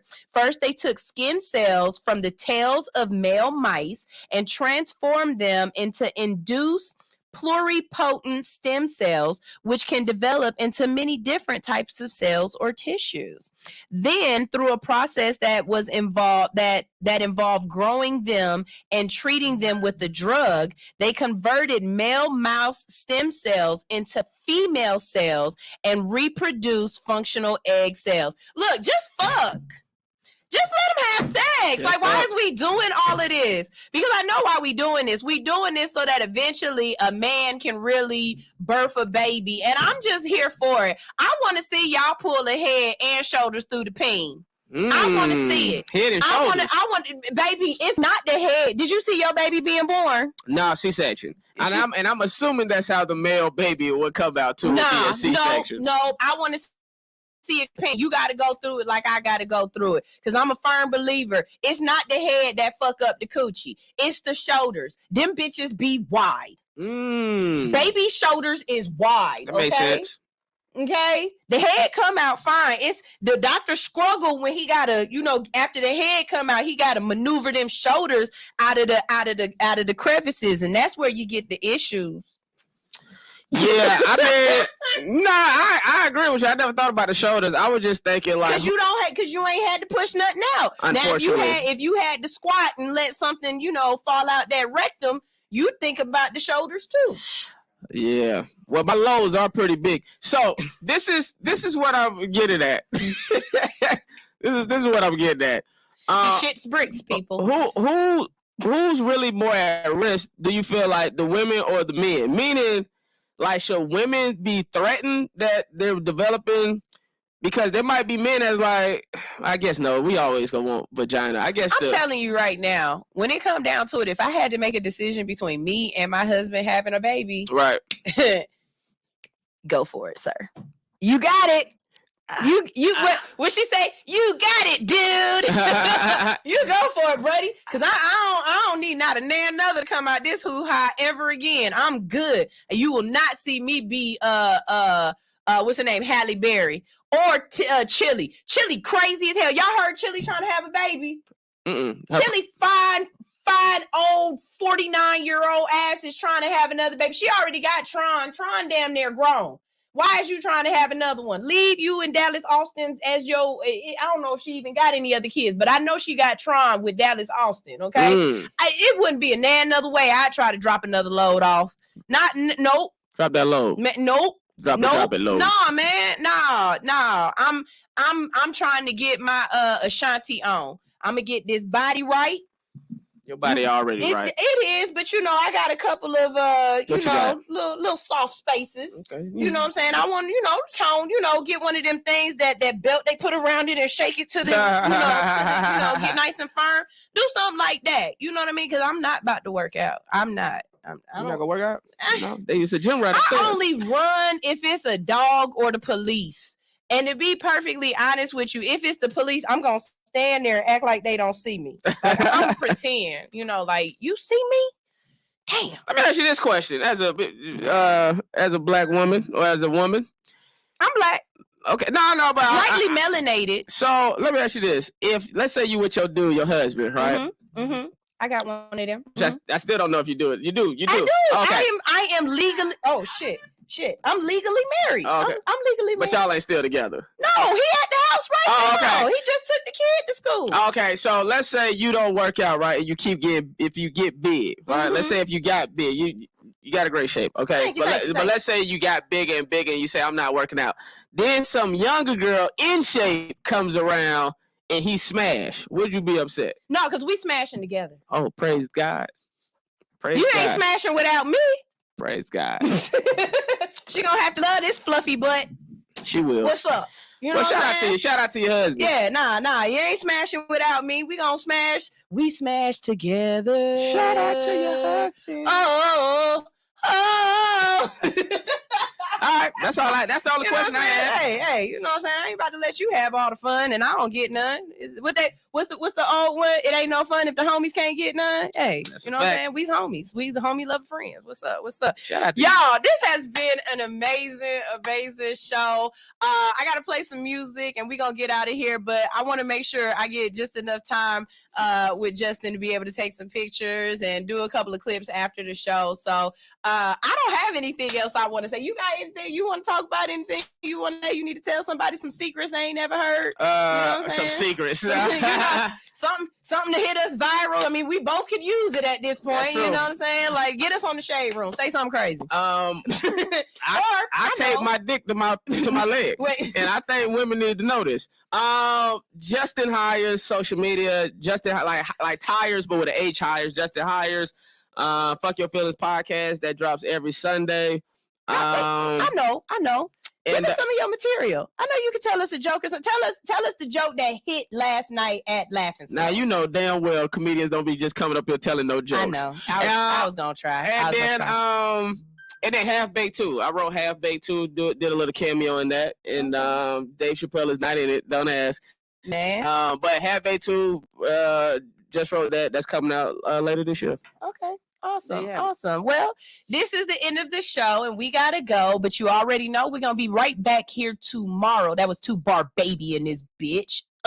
We'll be back here tomorrow with some fun and fuckery because it is Friday. Y'all make sure y'all stay tuned, but do not leave the Hits 92.3 platform because we've got a load of shows. As a matter of fact, the next show coming up at 12 is the Karen the Connector show, and I'm gonna let her tell you all about it. Here she go. This is Karen the Connector coming to you live here on Hits 92.3, the real definition of internet radio. I'm here live every Thursday from 12 to 2 talking about what's important to you. So make sure you tune in.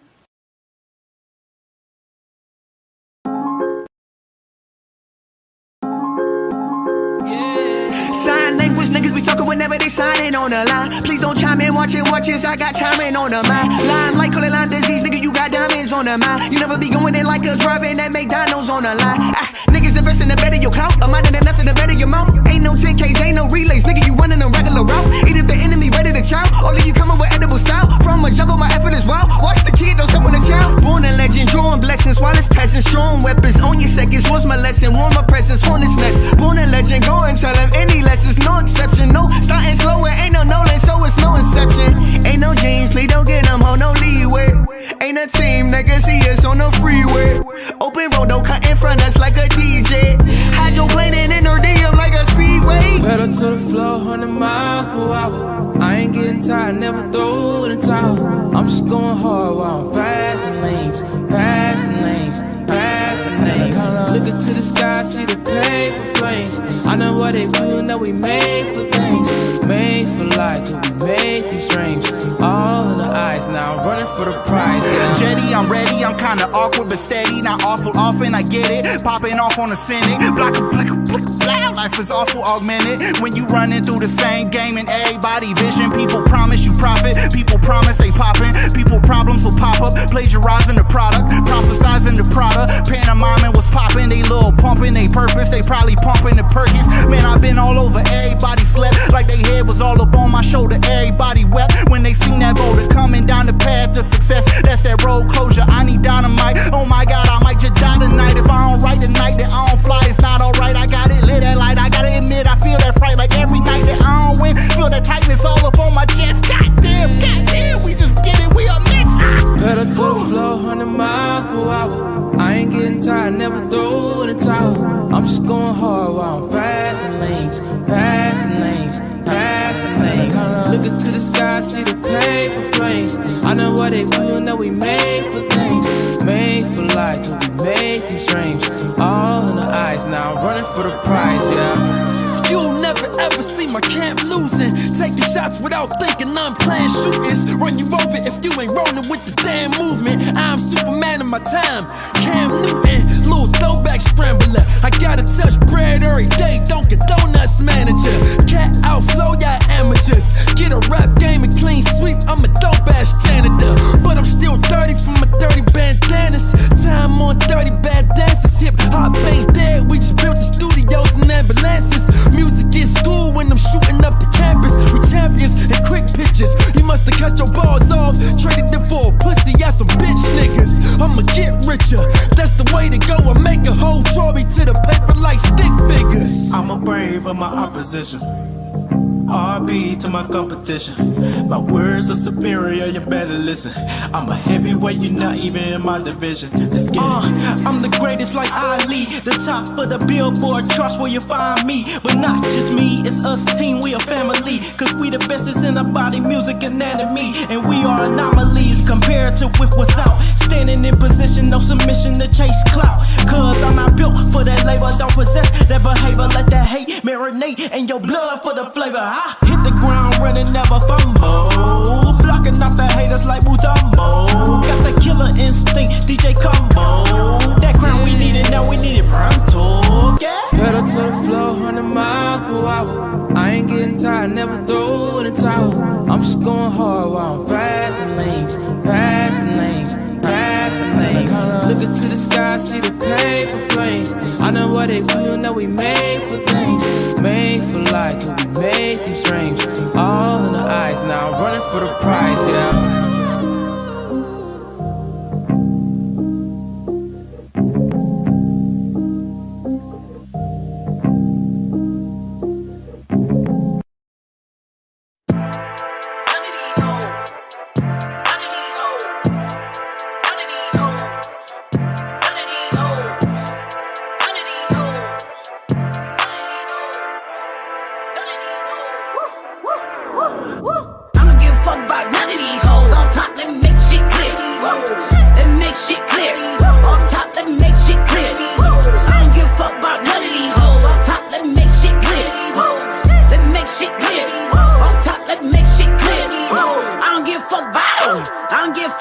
them. I don't give a fuck about them.